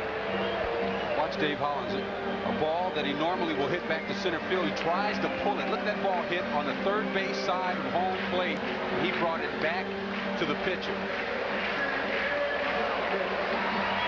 That's the thing about being a switch hitter. You got two batting stances to work on.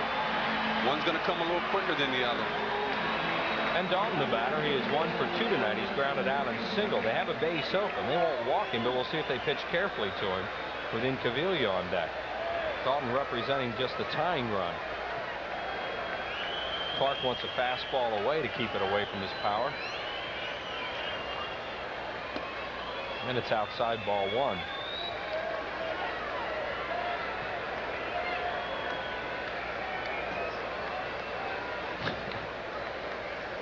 Breck always looks hot.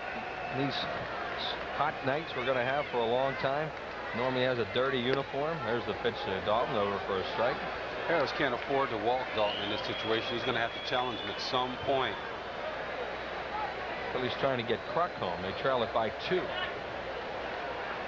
3-1 here in the 6th inning to Greg Harris, pitching very, very well. So is Danny Jackson for the Phillies. Pitch to Dalton, way outside. 2-1.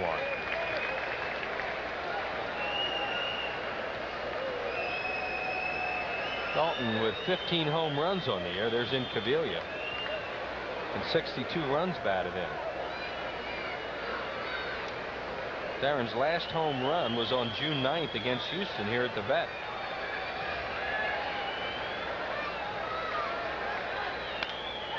Pop up down the line. Long run for Cianfrocco, the third baseman, the left fielder Plantier, and Plantier caught it. What a fine play by Phil Plantier. So the Phillies are gone here in the 6th inning. No runs, a hit, no errors, and 1 man left on base. Still 3-1 Padres.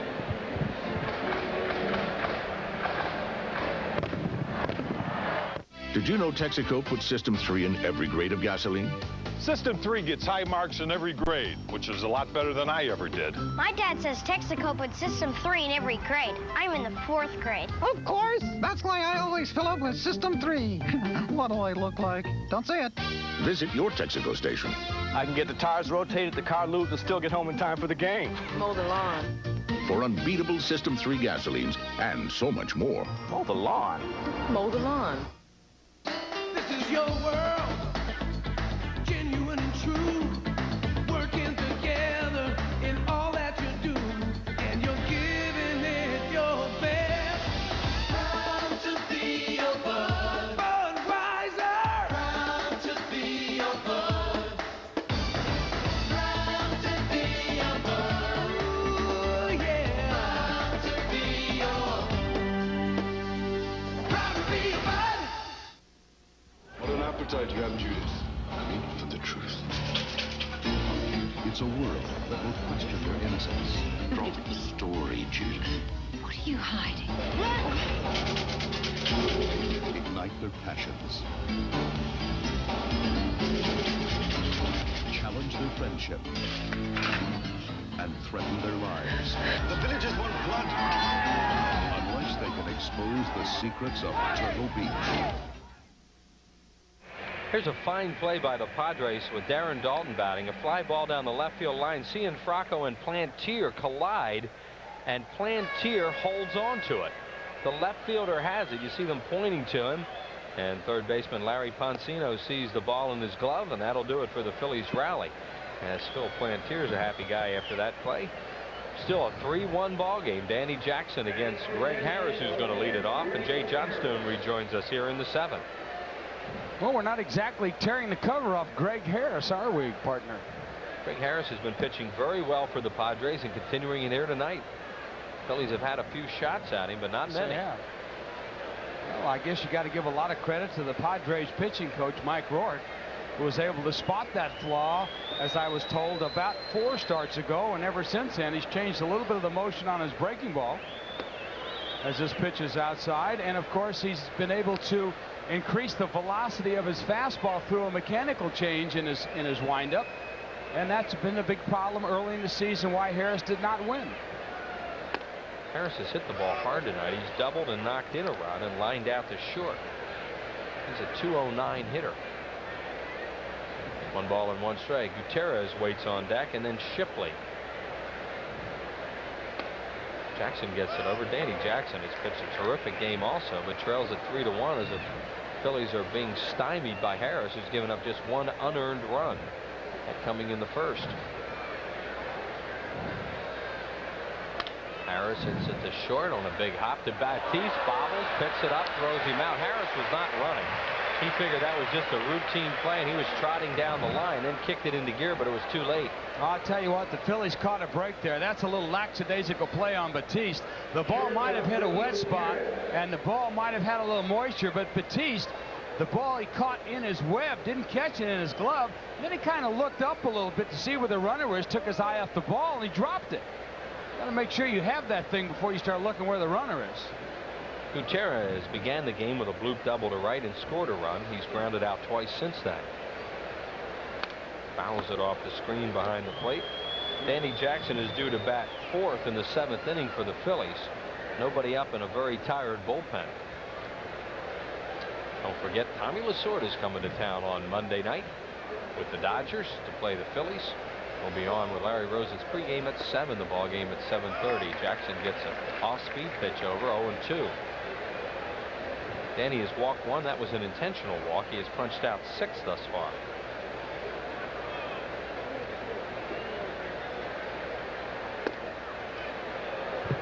One and 2.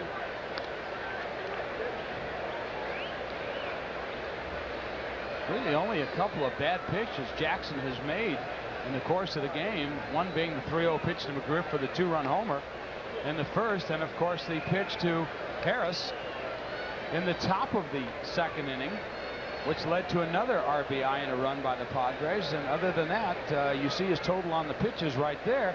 Jackson's really pitched a very good ball game. Phillies not giving him any support. Gutierrez pops it up. Morandini drifts out. Here comes Eisenreich. Mickey says he'll take it and does. 2 away. For Craig Shipley, the second baseman, he has struck out, grounded out twice. He is 0 for 3, batting at .221. 2 outs and nobody on base in the 7th inning. Second baseman, Craig Shipley.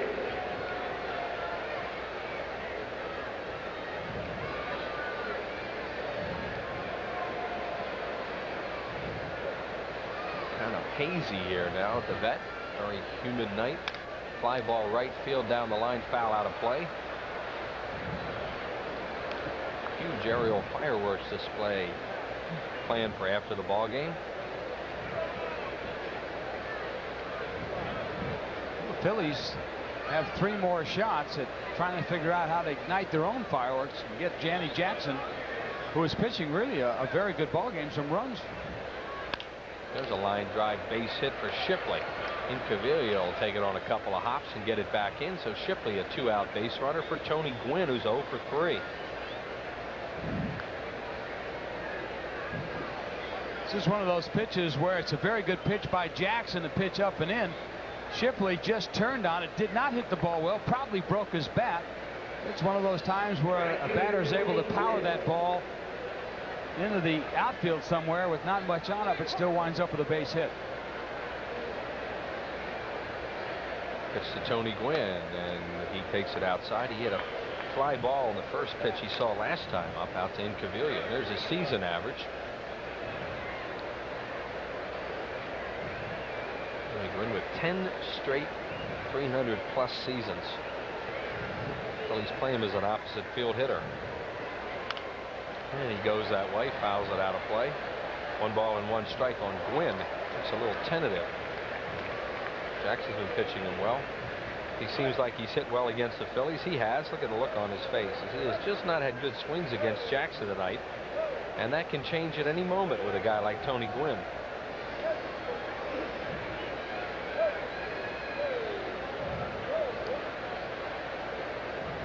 One and 1. Low. The base runner Shipley stolen 5 bases in 5 attempps. Here's Gwynn Gwynn now is ahead in the count. And on deck is Fred McGriff with a 2-run homer in the ball game in the first inning.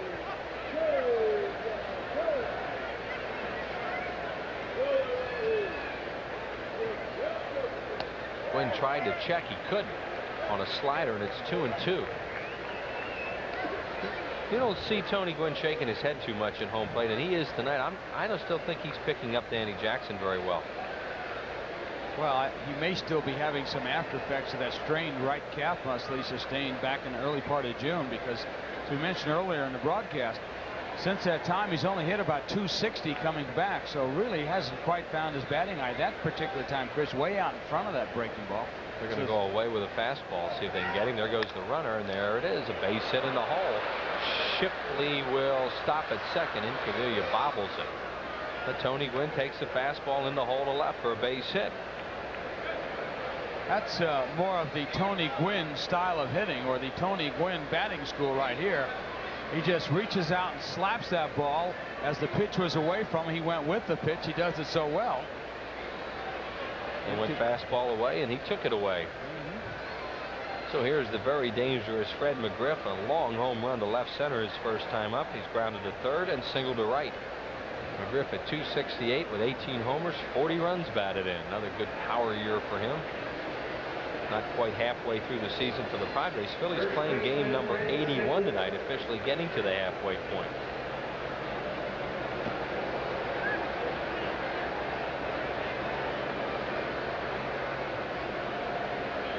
McGriff well off the plate. And the pitch to him is a perfect breaking ball in the outside corner, strike one.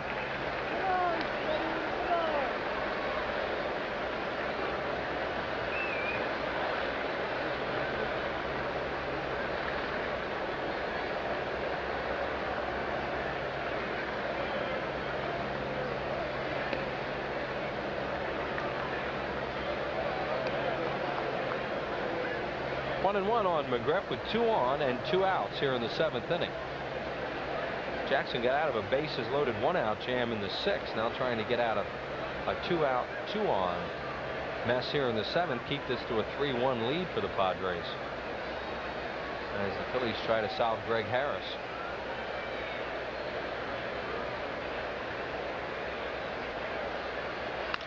Line drive left center field. It's trouble.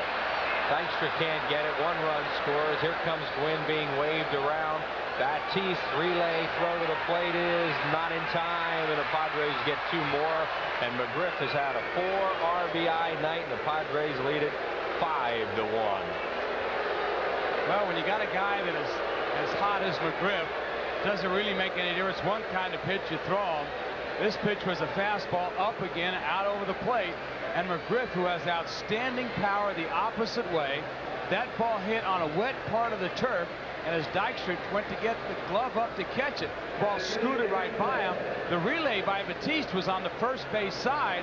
Otherwise, they might have had a play had Batiste been able to throw that ball on the home plate side. And Derek Bell the batter. So the Padres have built it to 5-1. As he fouls it back. Phillies were kind of hoping they'd trade McGriff before they saw him. And he's hurt him in the first game last night and in this game tonight. Well, he's just such a good player and a good hitter.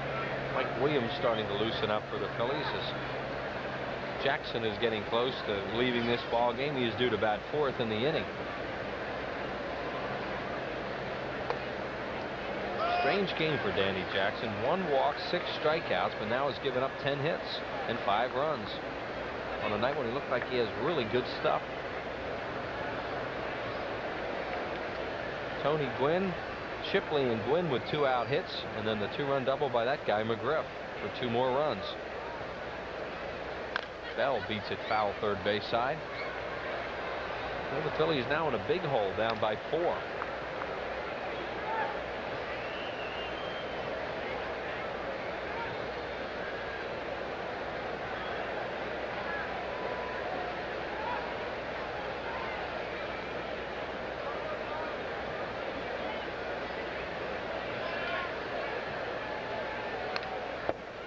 Got a good swing at that and fouled it off the screen behind home plate.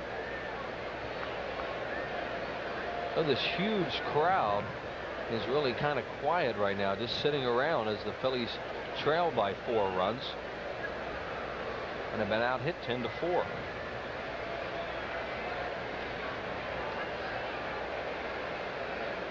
Pitch to Bell. Popped up right side. Kruk near the stands. Looks like he has a play and does. He'll grab it.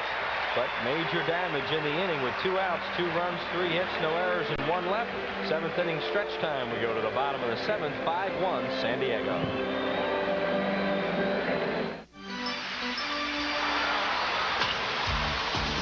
It's game 1 of a 3-game set between the first-place Phillies and the Dodgers. Monday night at 7:30, live from the vet, exclusively on Prism, the home game home of the Phillies.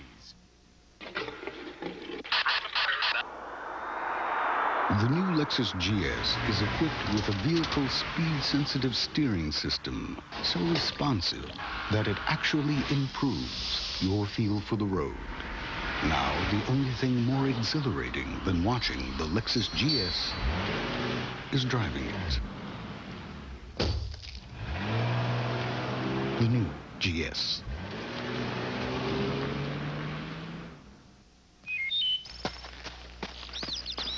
Hazy sunshine this afternoon, a high close to yesterday's 96 downtown.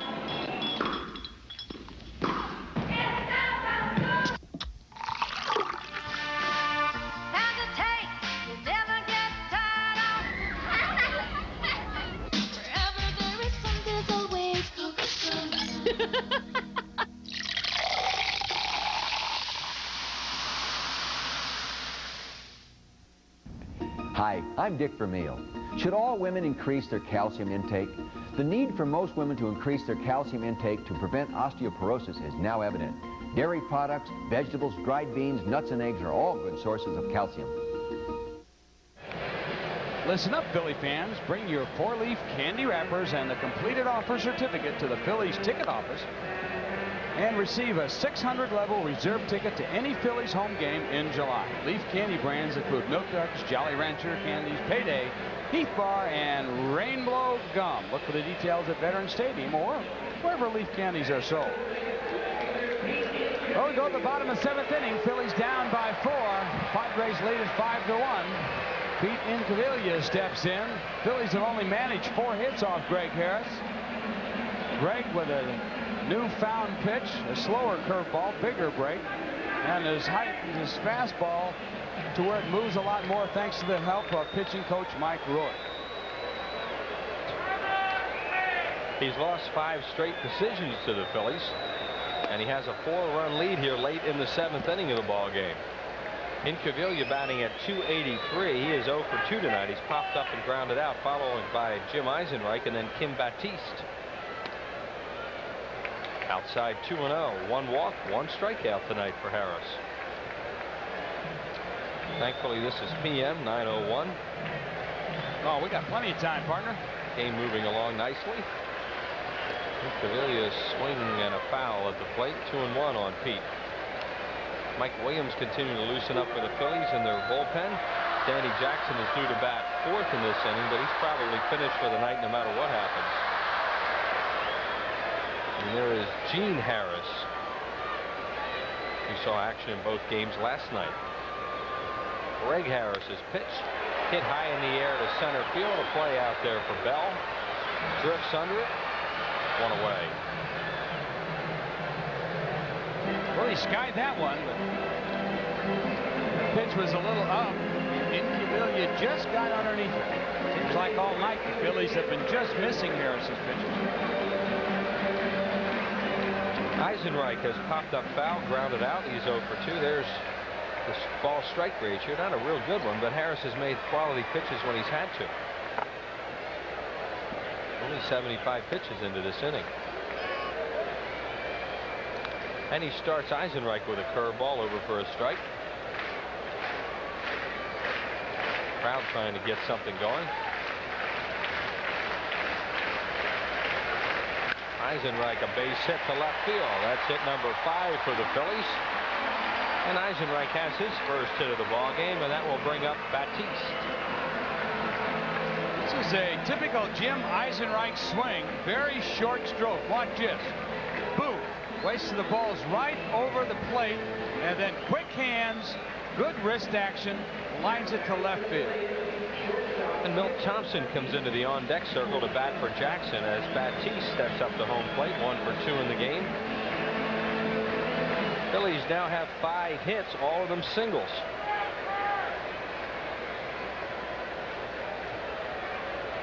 Padres have all their runs tonight on extra base hits, a homer and 2 doubles. There is Thompson.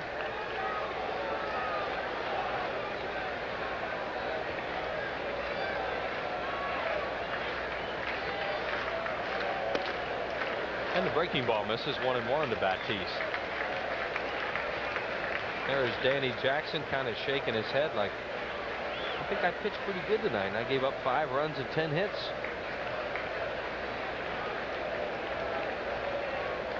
Batiste swings at a curveball and fouls it.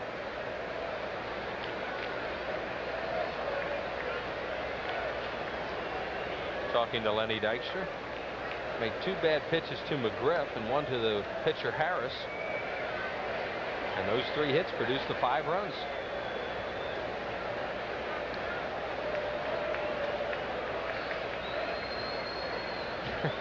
Figure the Phillies have to come up with a better way to pitch McGriff, because you've seen it, Chris, when a hitter like McGriff gets in a streak, doesn't make any difference who's throwing and what kind of pitches he throws.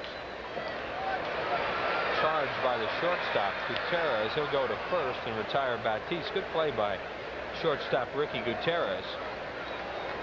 Over to second base goes Eisenreich with 2 outs. And now Milt Thompson bats for Jackson.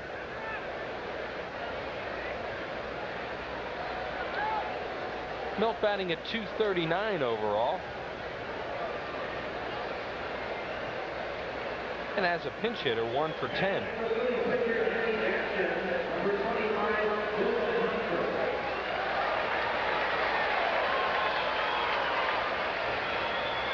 Thompson being played as an opposite field hitter, shaded towards left center. And he rips it to right center. That's extra bases. Eisenreich will walk home, and Milt Thompson will go into second with a stand-up double. It's 5-2 now, San Diego.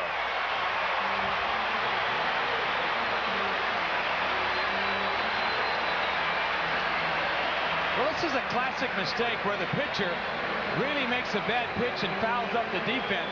They have the defense playing Thompson to hit the ball to left field, and Harris hung a curveball, and Thompson was able to turn on it easily. You can see how that curveball was up in the strike zone. One of the big reasons Harris has given up 14 home runs this year is because throughout the course of the early part of the year in the games, he's hung a lot of those curveballs.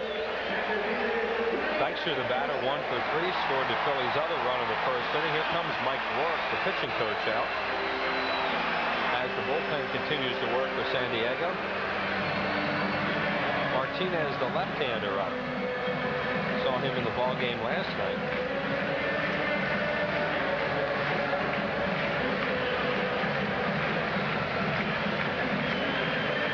Well, following tonight's game, Charlie Sheen is a solitary soldier who learns valuable lessons on life from the stockade and the military drama Cadence. Oscar nominee Larry Fishburne co-stars, and the directing debut of Charlie's dad, Martin Sheen, tonight on Prism, the only place to be in the summer of '93. There is Martinez, young left-hander we saw in the ball game, #1 last night. Pedro Martinez, Lenny Dykstra, the batter, Morandini on deck.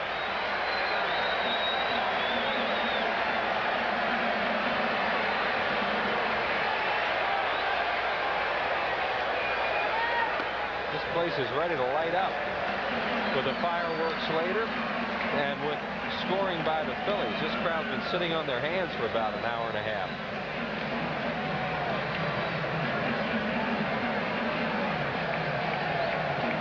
One ball and no strikes to Dykstra with Morandini waiting.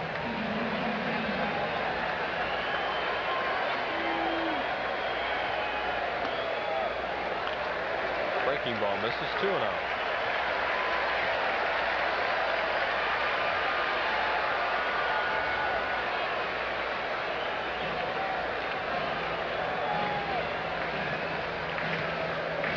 mentioned Harris has worked behind a lot of batters tonight, but he hasn't been hurt that much by it. He's behind Dykstra, 2-0. Lenny rips it to deep right field. Back goes Gwynn. It's out of here. Home run, Lenny Dykstra. And it's a 5-4 game on Dykstra's home run.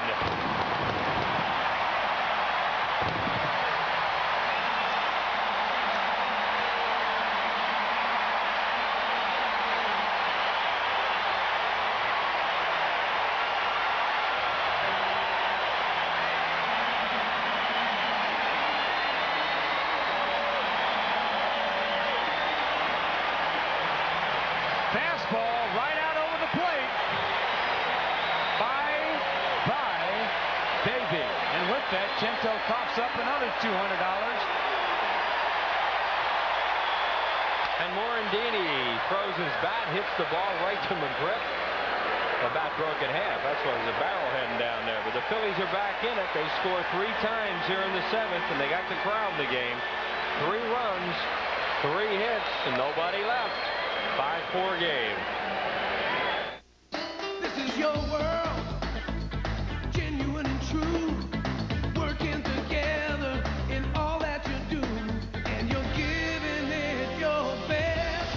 Proud to be your bud, Budweiser. Proud to be your bud. Proud to be your bud. Ooh, yeah.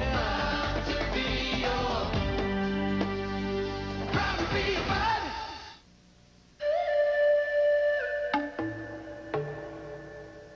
Just last year, John Pasmato scaled the rocky slopes of Kilimanjaro, trekked through the murky waters of the Amazon, and captained a tall ship through the treacherous Strait of Magellan. Mellon PSFS employees are giving their time to help people embark on some of the greatest adventures of their lives. All it took was learning to read. Near the end of innocence came the beginning of manhood.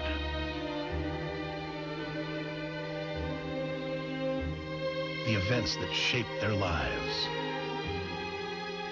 can't help but touch yours. Under fire! A midnight clear.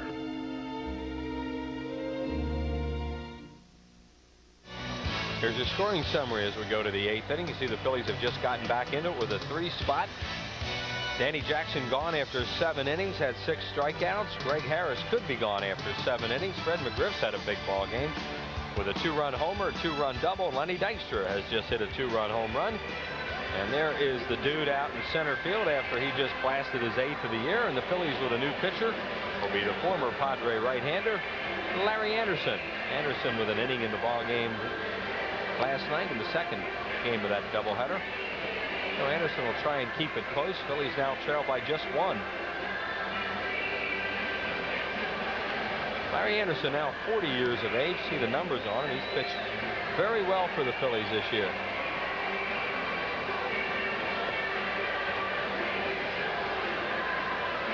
This huge fireworks crowd is really roaring right now after that inning the Phillies just had. They were looking for something to get them into the game, and they're into it now. Yes, they are, only down by a run. What Anderson has to do is just put a clamp right on the Padre offense in hopes that the Phillies in their next 2 at-bats can generate another couple of runs. Tail of the tape on Dykstra's home run. 378 feet, 3 inches. And you could have hung your laundry on that one. In a hurry. A line drive out of here. Phil Clark, the batter. The catcher is 1 for 2 with an intentional walk. He chases a breaking ball. Strike 1. It'll be Clark, Clantier, Cianfrocco due to bat. Harris due to hit 4th in the inning.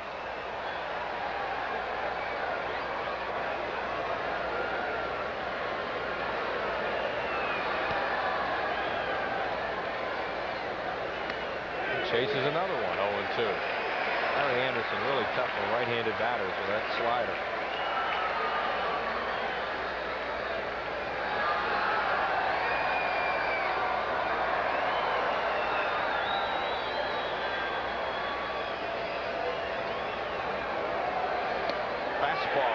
throws him, struck him out.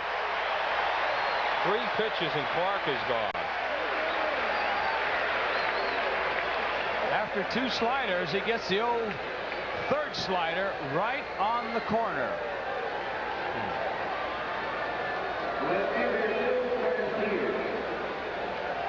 And Plantier, the batter, 1 for 3 with a base hit and a run scored. He's also struck out. Danny Jackson struck him out with the bases loaded and 1 out in the 6th.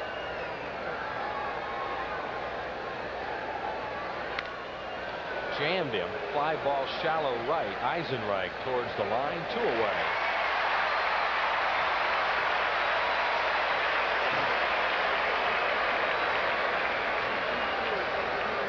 And Cianfrocco will bat. Nobody in the on-deck circle yet for San Diego, as Harris is due to bat next.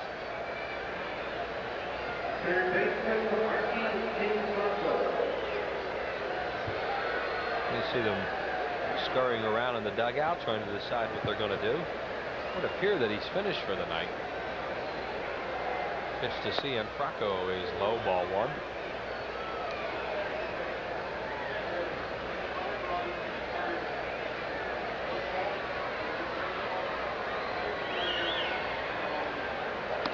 Breaking ball, swing and a miss, 1-1.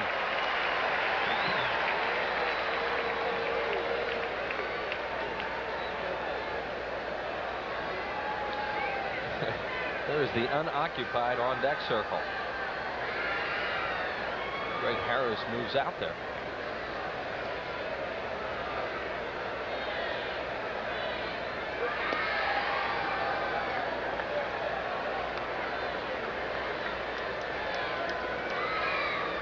Bob Guerin starting to loosen up.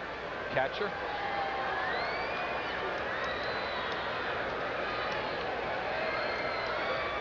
Cianfrocco fouls it away. Heading towards the upper deck, and it will reach it in the 1st row.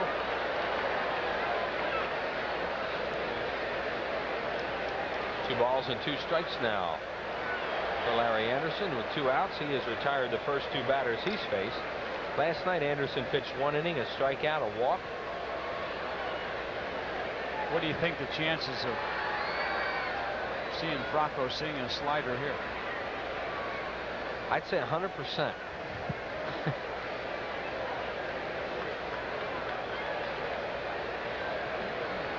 He'll cut it if he doesn't throw a slider. He threw a cutter. Oh, that is a slider. Anderson throws a true slider, and they don't cut him. He's not going to throw too many fastballs. Anderson doesn't want to throw too many fastballs. He knows what his best pitch is.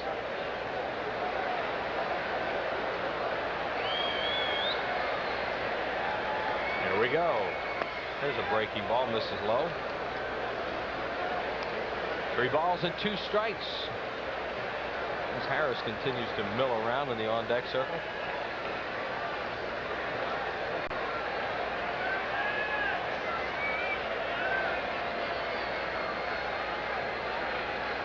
Full count pitch on the way. Walked him. Well, Larry Anderson, a 2-out walk to Archie Cianfrocco, and let's see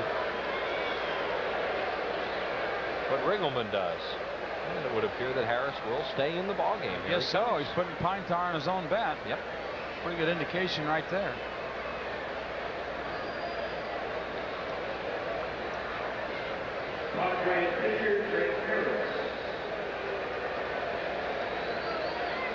Checking out the lineup card.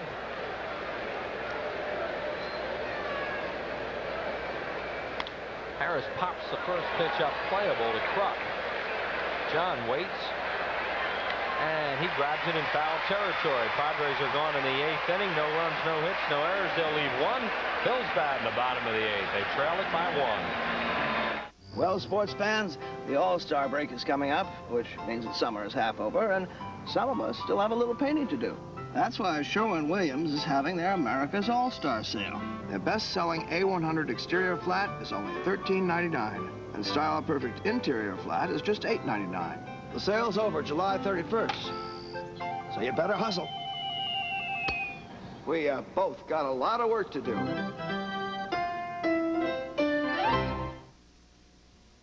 This car is equipped with just about every safety device available today. Like safety glass, airbag, C2 shoulder belts. And the Nationwide Insurance Company fought for every one of them. Unfortunately, the safety device that saves the most lives was ignored. No, thanks. I'm driving. Your Nationwide insurance agent urges you not to drink and drive.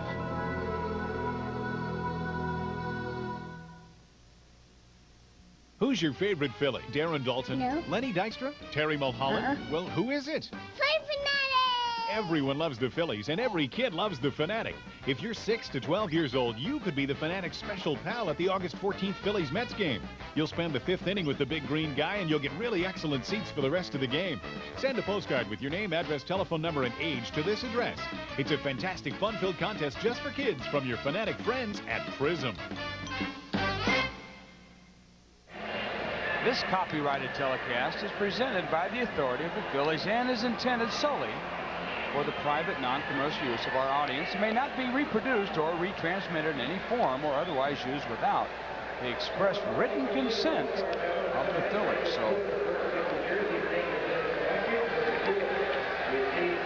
Jeff Millett has joined the Phillies, and the Padres have 3 changes right now. Jeff Gardner is all right. We'll go with the catcher first. Bob Guerin has moved in to catch as we look at Millett in the Phillies dugout. There is Guerin. Guerin's going to bat 8th. Gardner moves into the game. Jeff Gardner, he will bat 6th. And Shipley moves over to play third base. So those are the changes for San Diego as they go with what they consider a better defense.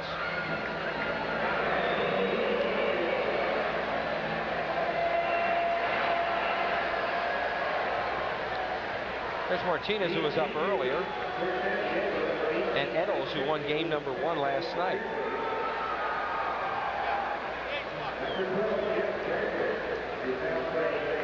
There's Mitch Williams, the hitting star of last night. And the Phillies will go with John Kruk leading it off, followed by Dave Hollins and then Darren Dalton.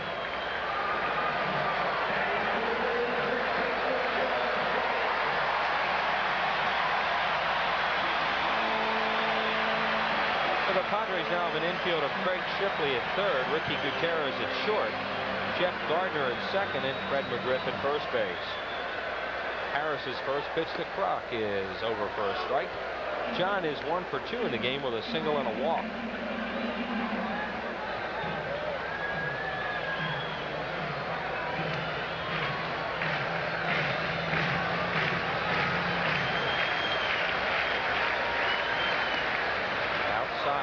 Guerin frames it.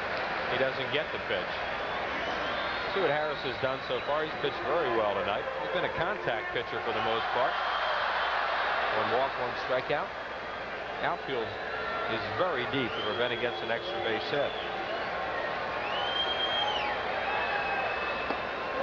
2-1 to Kruk. Hollins waits.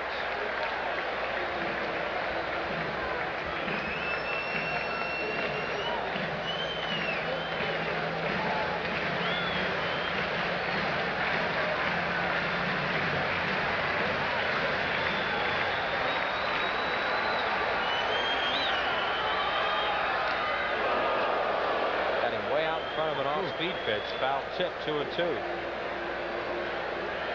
John Kruk really looking for something he could drive there. And Harris pulled the string on him a little bit. You see Kruk going after that pitch. Well, Kruk thinking he had a fastball coming 2-1 and didn't get it. On the 2-2 pitch now on the way to Kruk. Ground ball hit to second. Easy play for Gardner just into the game. Throws out Kruk, 1 out here in the 8th. For Dave Hollins, 0 for 3 with a run batted in.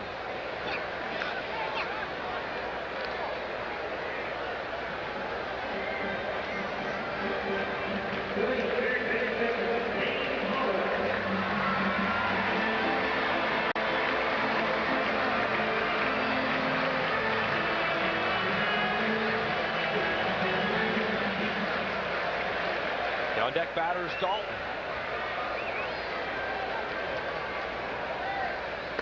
Breaking ball over for a strike. Those outfielders are really deep. as we look at Dalton. 57,521 as you see the outfield for San Diego. Hollins takes it high. They want to try and prevent anything from going into gaps on him. I would hope so. Ball game. I hope so. Again, a nice crowd for the Phillies. All anticipating the fireworks show before and after the 9th inning. Yeah, really. Phillies got back in the game with 3 in the 7th. It's now 5-4. You see this huge crowd in attendance.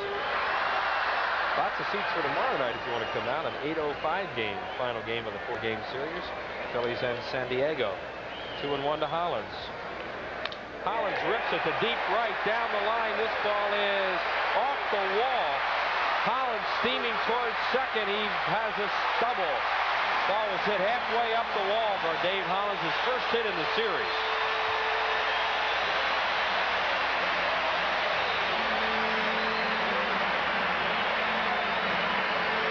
You can see the pitch, fastball right down the chute, but Hollins doesn't look at it. He's out of the chute running right away because Tony Gwynn, this should be a tape for how to play a ball off the wall.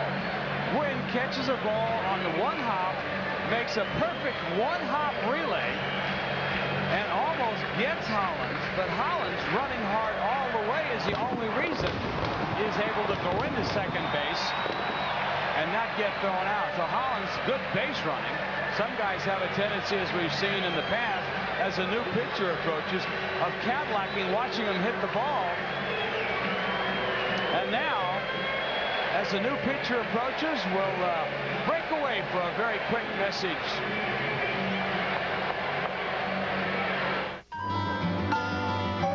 Yeah, how far away do you think I can get in 72 hours?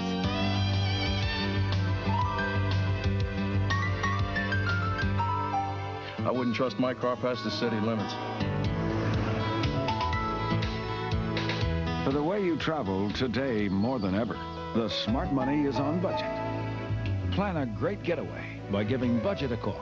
You'll get great rates on great cars. The Smart Money is on budget. When good just isn't good enough. Well, looks like you got a new pride and joy. Well, it's not exactly new, but it's new to me. And I see you're putting in super premium. You bet. I saved every dollar I made for 2 years to buy this, so I'm giving it nothing but the best. Nice car. See what I mean? So when good just isn't good enough for you, experience our best. Fly with the new superpower, Citgo.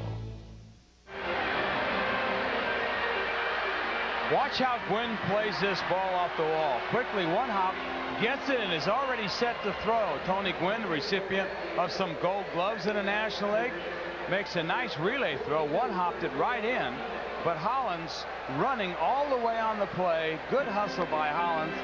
And now the Phillies have a chance with a runner in scoring position to possibly tie this game with 1 out as our new pitcher for the Padres takes his warm-up tosses. There's Pedro Martinez. The young left-hander, you see the numbers on him, just recently recalled from AAA Las Vegas. 14 starts he had for the Stars, posting a 3-5 mark with a 4.72 ERA. He'll face Darren Dalton, who got a base hit off him last night. He pitched an inning and 2/3 and gave up an earned run. And Eddles, the right-hander, who won game number 1 last night, is ready for Incaviglia, who's in the on-deck circle.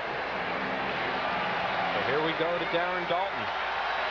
That's 1 for 3 in the game, and the crowd roars as Dalton strides to home plate. Darren with 62 runs batted in. Martinez had his contract purchased from Las Vegas on June the 29th and made his debut that night. So he's coming into game number 4.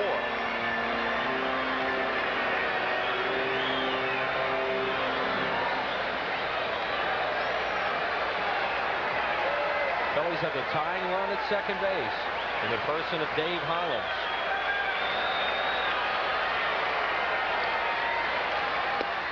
This is where we were last night in the 8th inning in a 5-4 game, and Dalton knocked in the tying run to make it 5-5. Phillies won at 6, 5, and 10. Hit a 3-0 pitch for a base hit. He won't do that now. It's 0-1.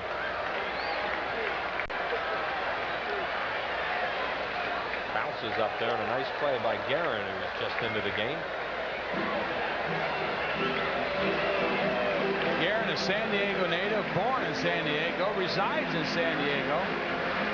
Originally signed with San Diego, then was part of the 11-player deal, and he went over to the Cardinals when the Padres got Terry Kennedy, spent some time with the Yankees, and now invited back to the Padres as a non-roster player in spring training. Made the club because the Padres had signed Mike Scioscia away from the Dodgers, but Scioscia needed arm surgery, had a rotator cuff problem, and now Guerin, the everyday catcher, and the pitchers on the staff like to throw to Guerin. 1-1. Fastball high. 2-1. Pedro Martinez is 24 years of age, 6'2", 175-pounder, a native of the Dominican Republic.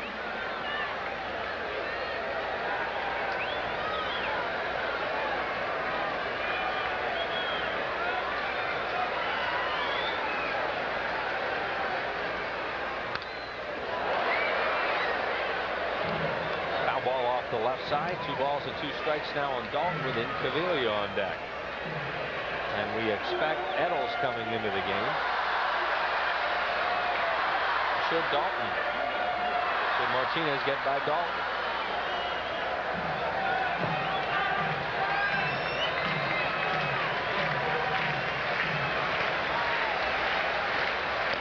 Low ball 3 on a breaking ball, and it counts full at 3-2. The Phillies were to tie this game up. What's the longest game on record? We might as well. It was earlier today. Well, I mean, innings, 22 innings? Oh, yeah, it's in the 20s somewhere. Oh. We're not going to do that tonight. Only 9:30. 2 to Darren Dalton. Here's the pitch. He walked in ball 4. And the Phillies have 2 on as he threw a high fastball. We'll see if Riggleman pops out. Here he comes. So Martinez was in there for just 1 batter. And he's going to bring in the right-hander, the Australian, Mark Eddles.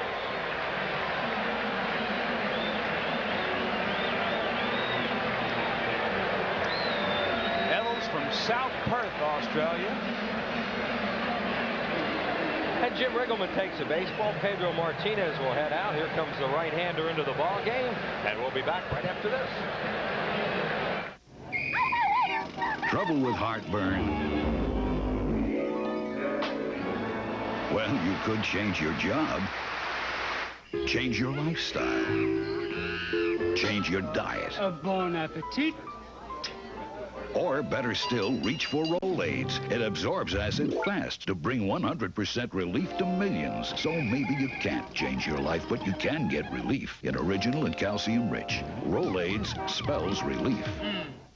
Recently, an object was sighted. It was big. Bigger than big. Huge, huge, large, astronomically big. Big would be an understatement. Very big. Huge. Oh, God. Big. Huge. When it arrives, you better not be alone.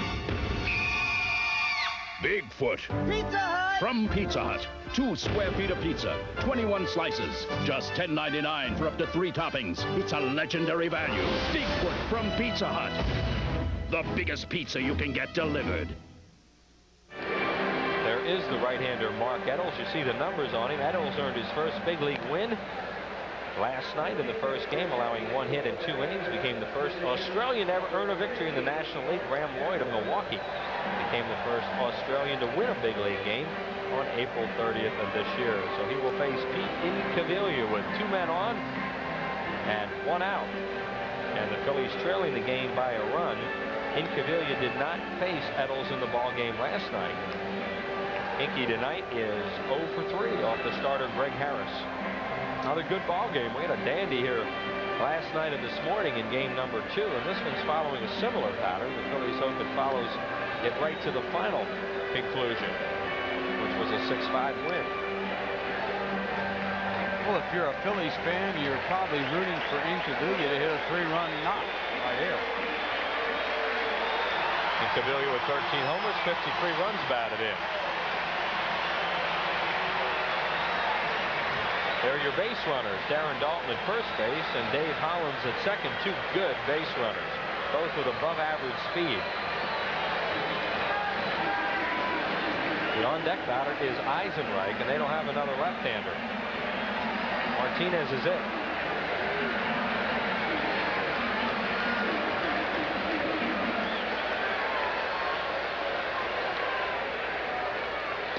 Cavilla takes a breaking ball on the outside corner for a strike. What a pitch. Yes, it was. Ooh, Edel's with a fastball.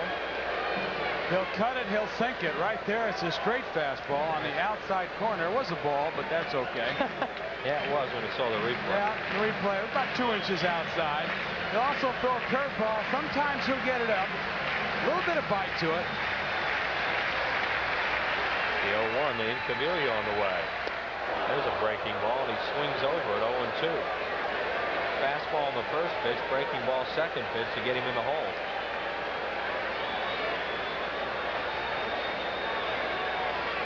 So now Incaviglia not thinking long ball, trying to put it in play and get a base hit here and get the Phillies a tying run. San Diego outfielder Derek Bell playing Incaviglia to pull, but he's come in a lot shallower than he was earlier in the inning. Plantier pretty deep in left, as is Tony Gwynn in right. He does throw an occasional split finger. The 0-2 pitch. Guerin setting up outside. Throws it out there, and this one is outside. Called that way by Bell.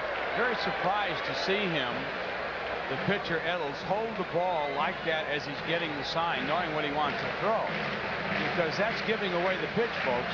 I mean, if you got a good first base coach and the hitter likes to get signs, all you have to do is develop a little rapport, a little code sign, and you, the hitter, has an idea what's coming.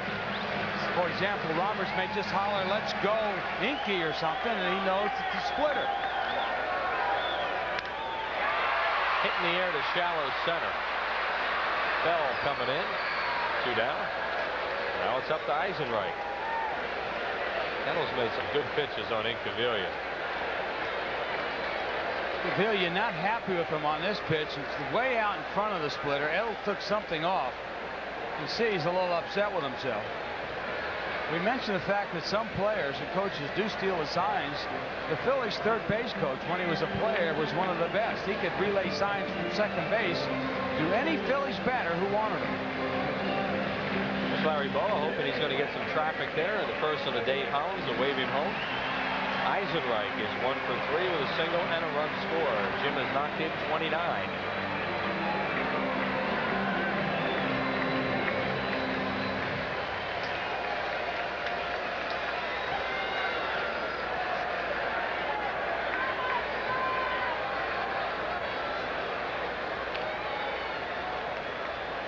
Eisenreich, fly ball left center, and the Padres should be out of it. Bell and Plantier are both calling for this, and Plantier grabs it, and that'll do it for the Phillies in the 8th.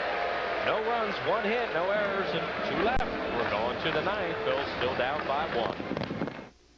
Can Texaco System 3 gasolines help make a difference in performance? System 3 performs in a car the way I perform in a car. With System 3, anybody can perform like Mario Andretti, but not in my county. Every grade of Texaco System 3 performs in cars both new and old. They do? Well, no wonder we're getting the horsepower we should be getting. Isn't that right, Auntie? Count on System 3 for performance in your car. Dad, can you drive like Mario Andretti?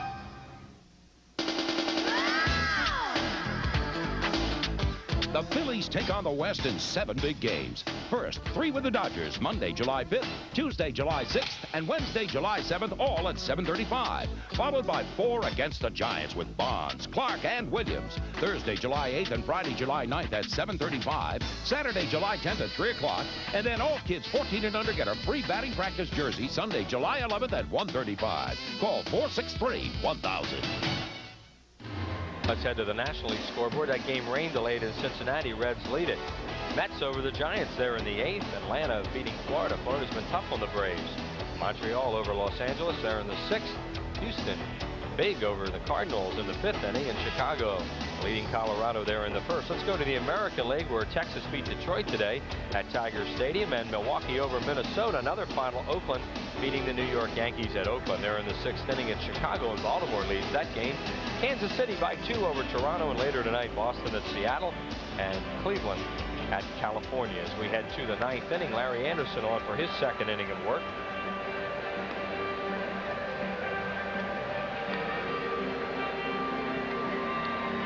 He retired the Padres in the 8th inning with just a walk. Also had a strikeout. Now you see the totals on the game. So the Phillies are going to go into the 9th inning trailing by at least 1.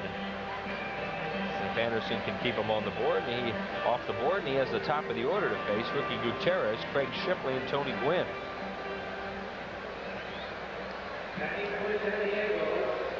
And the Padres are warming up Gene Harris, guy they've been using as a closer. He's a right-hander. Here is Harris.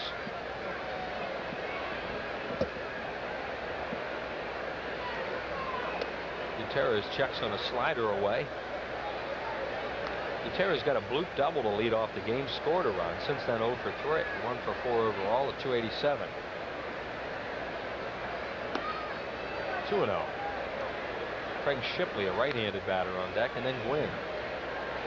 Well, Larry Anderson does not want to walk Gutierrez in this situation. Leading off the top of the 9th, nobody out. He's got to make him hit the ball.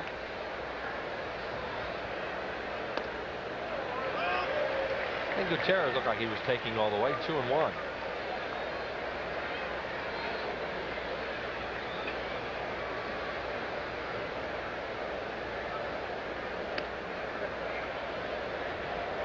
As Jay said, he doesn't want to walk him to lead off the inning. Phillies want to keep this to a 1-run game. That's so important when you're at home.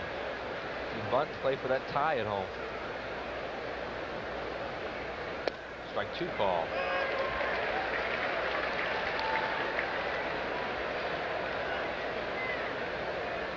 Anderson in the Padres uniform last year. 3-2 pitch. Right center field, high in the air. A lot of room for Dykstra. He waves off Eisenreich, and there's 1 down.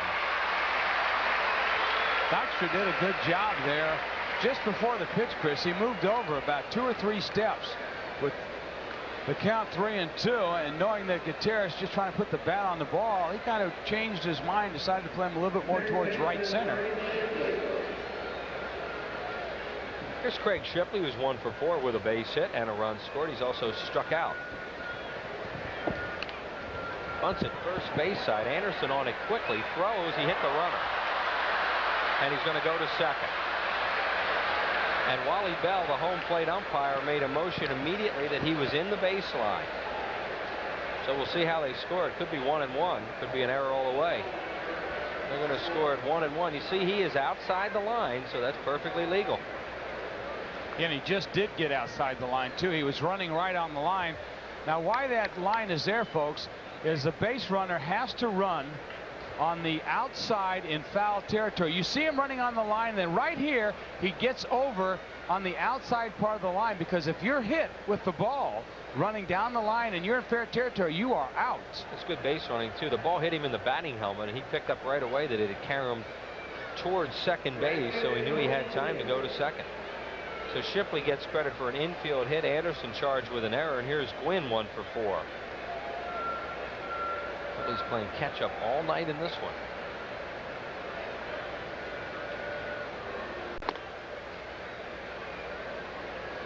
One ball and no strikes. McGriff on deck.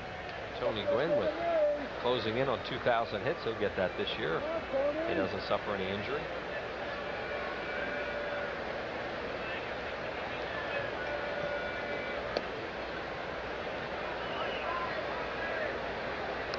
And it's 2-0.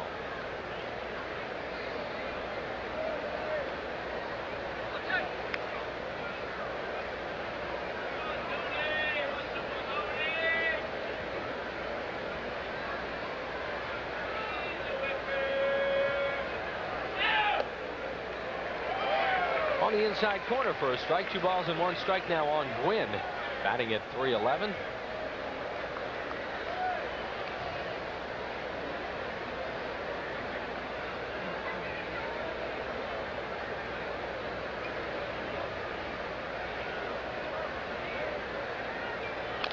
Gwynn beats it foul first base side. Phillies playing Gwynn, of course, is an opposite field hitter. They have Dykstra well over in the gap in left center. There you see the defense.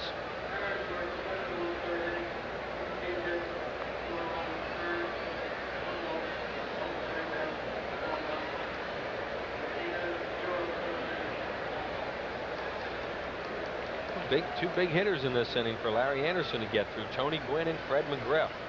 Padres lead it by a run here in the ninth.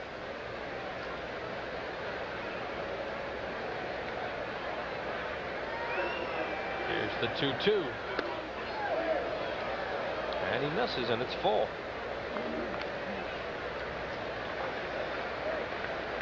This is the guy he wants, partner. He wants Gwynn. Because if he can get Gwynn, then he can walk McGriff. And pitch to Bell, who he struck out last night. Well, he's got to make the perfect pitch here on Gwynn, or get him to pop it up or ground out. 3 balls and 2 strikes on Tony Gwynn.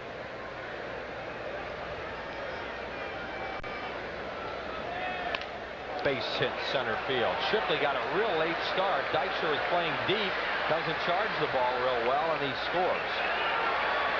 And the Padres tack on a very important extra run here in the 9th inning. And still have a chance for more. It's now 6-4 in the RBI hit by Gwynn. 3-2. You can see where the pitch is, right down the center of the plate. Shipley did not get a good jump, but Lenny lays back on it, so he scores easily. Well, the error did not help Anderson much. And now McGriff, the batter. Yeah, that little bunt single, and then Anderson's throwing error, and a run in. Whole new ball game now. It's a 2-run game going to head into the 9th, at least a 2-run game.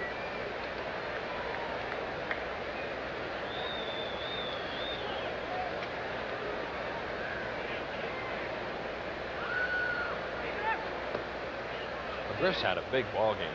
A 2-run homer, a 2-run double, and a single. 3 for 4. Now with 18 homers and 42 runs batted in. For the guy rumored almost every day to be headed somewhere else.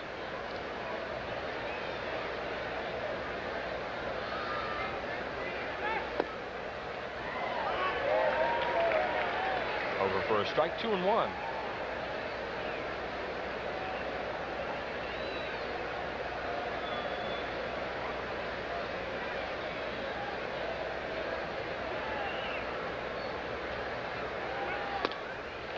And another strike. That's the first run Larry Anderson has allowed in 13 appearances. And that was over the course of 13 2/3 innings. He was pitched very well for the Phillies. Gives up a run here in the 9th. And the count now 2-2 on McGriff. Kruk, he'll go for a double play. And they get it. 3-6-3 on the double play.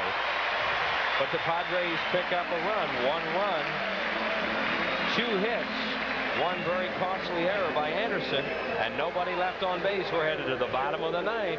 Padres lead it by 2.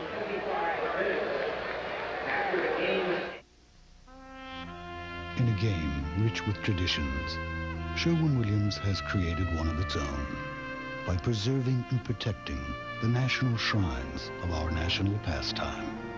This is the paint of the pros, and it's the choice of millions of fans at home. And while your town may not have a big league ballpark in it, it does have a big league paint store. The pros know. Ask Sherwin-Williams.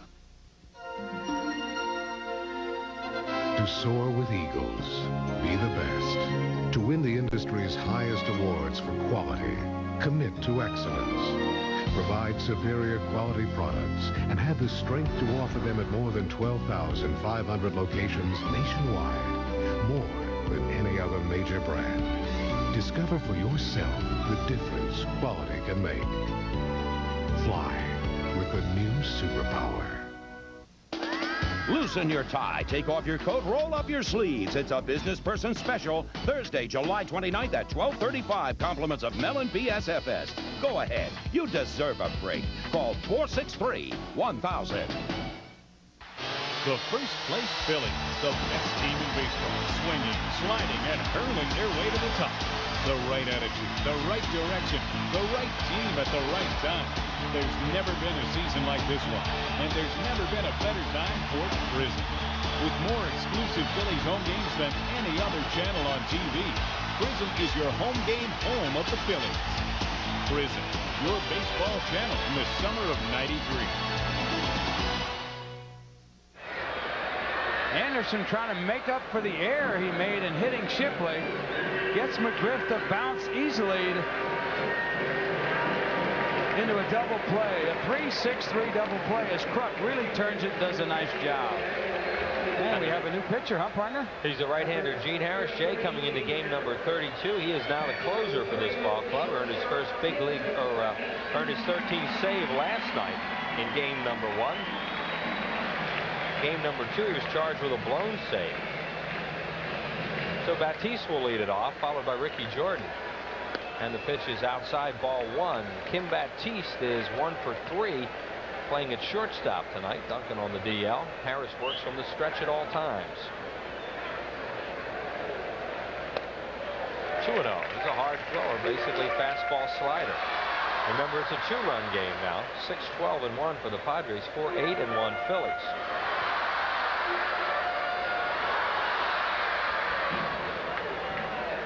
That run off Anderson, by the way, is unearned. And Batiste doing what he should do. Wait until a strike is thrown. He takes it, 2-1.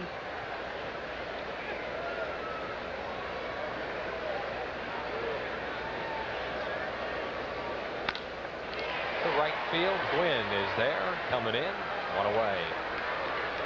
And now Jordan will bat for Anderson, with Dykstra on deck. Jordan on the year, 330. I'm sorry, 6 for 25 as a pinch hitter. With a run batted in. Jordan had a 3-run home run in the ball game off Venice last night. Ricky in a starting role in that game.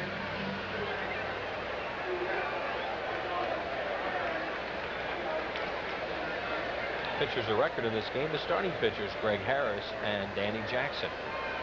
Jordan takes a pitch over for a strike. Sonny Dykstra on deck. Dykstra has a 2-run homer in the game. Phillies got 3 in the 7th to get the 5-4. It's now 6-4 San Diego.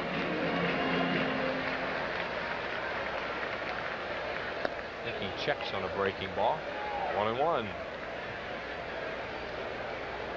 Harris originally signed by Montreal, then over to Seattle in the Mark Langston deal. And now here with San Diego, former football player at Tulane University. Jordan hits it. What a play by the third baseman, but they won't get anybody on that. Shipley was way over, and Jordan hit it down the line. Shipley saved extra bases on the play. Watch how Shipley does a job at third, keeping the ball from going down the corner and preventing Jordan from taking an extra base. Irony on that play, Jay, is if this were a 1-run game, he'd be over on the line, and that would have been an easy out. That's right. But within a 2-run game, he's off the line. Now here's Dykstra representing the tying run. The Phillies still alive and kicking here in the 9th. As Ricky Jordan gets an infield hit.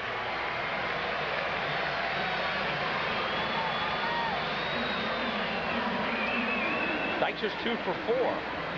Singled, scored in the first, struck out, fly to left, and then homered. Dykstra likes to move that second base umpire a lot of times, and he just did that. Dykstra with a league-leading run total of 73. A pitch from Harris. Line drive to right. Here comes Gwynn. He can't get it. Bounces in front of him. Jordan will be held at second. Look out, Ricky. Jordan got caught in no man's land looking for Larry Bowa and almost got nailed coming around second. I don't know what he was thinking about. You're either going to go to third or you're not. The ball was laced by Dykstra. We've already mentioned that the Golden Glove right fielder for the Padres, Tony Gwynn, knows how to play out there. Takes it on the one hop and makes a nice throw to second. But Jordan, trying to pick up Bowa, kind of stopped a little bit. Now see, he sees the ball. All right, and now he goes to second. Now he tries to pick up Bowa. It's too late. You've got to pick up that third base coach about 30 feet before the second base bag. And Morandini the batter. Here's Harris's pitch. Way inside low. Ball 1. Kruk on deck.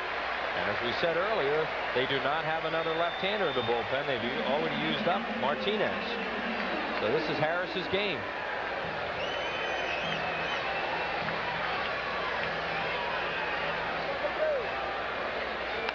Foul ball, left field, out of play. Phillies are making a run at the Padres here in the 9th inning. Mickey 0 for 4 in the game. 1-1.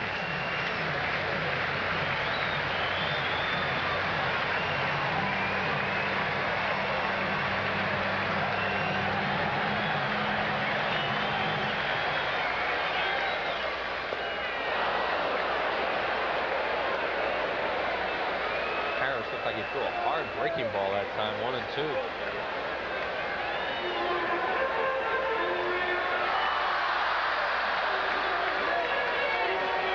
Morandini using that Rich Ashburn model bat that he's given him, a little thinner handle. 1 ball and 2 strikes on Morandini. Popped up foul. This will go to the crowd, third base side, out of play.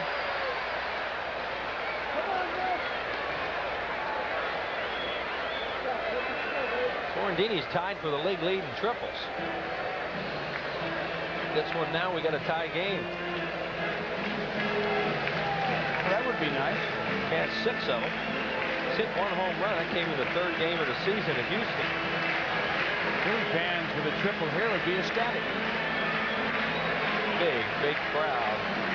Whooping it up here in the 9th. 1-2 to Morandini. The pitch. High ball 2. Ruck waits. And then Hollins.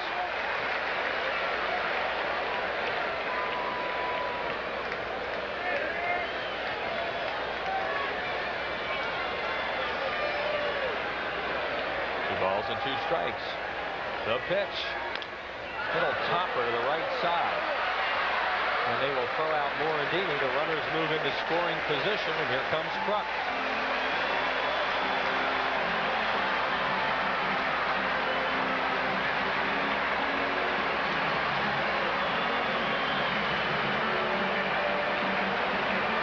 Waits on deck. You don't see many managers walk the winning run. Very interesting scenario. It happens once in a while, but not too often. Hollins is the one struggling a little bit at the plate recently. And Kruk swinging a hotter bat, but like you said, no manager wants to be responsible for putting the winning run on base. Kruk 6 for... That's wrong. Forget that. Down low, ball 1. That was the wrong Harris.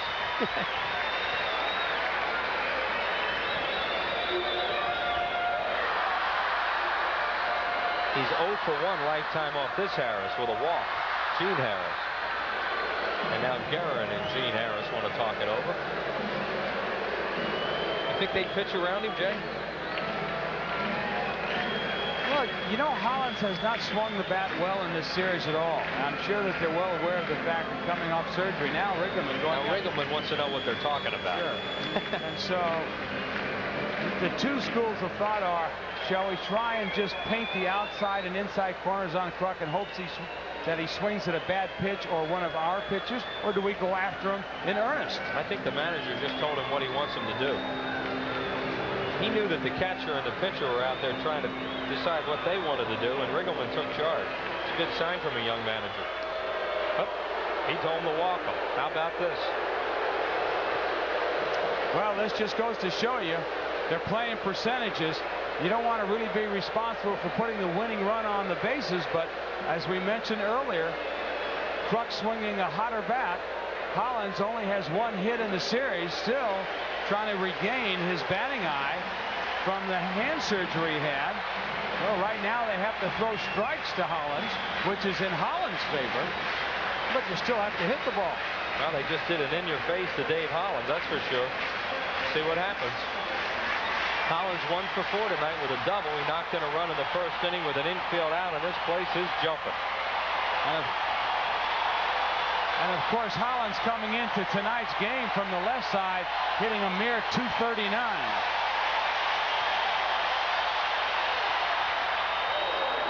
Very anxious, chases a high pitch, 0-1. Base hit could tie it. Extra base hit could win it. Truck at first, Dykstra at second, Jordan at third, 2 outs, 6-4 Padres in the ninth. It's been a good one.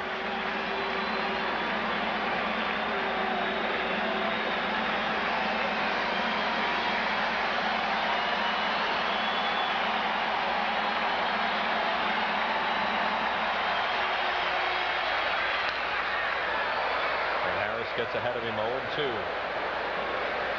And the crowd doesn't know quite what to do. Some are standing, some are sitting. There's Jordan. Dykstra the tying run. And Kruk the go-ahead run. There are 2 outs.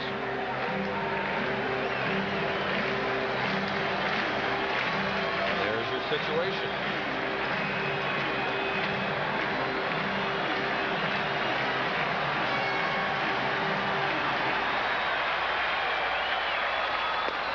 Struck him out on 3 pitches. What a job by Harris. Well, they walked Kruk to get to Hollins, and it worked as they punch him out. And the Padres win this ball game. A good one tonight. In the 9th inning, no runs. Phillies get 2 hits, no errors, and they leave them loaded. And here's the last pitch. Looked like a split finger. Yes, that was a split finger fastball, and it really went down. So Gene Harris picks up the save. Greg Harris the win, and the Padres have won 2 out of 3 in this weekend series with 1 to go. We'll be back right after this.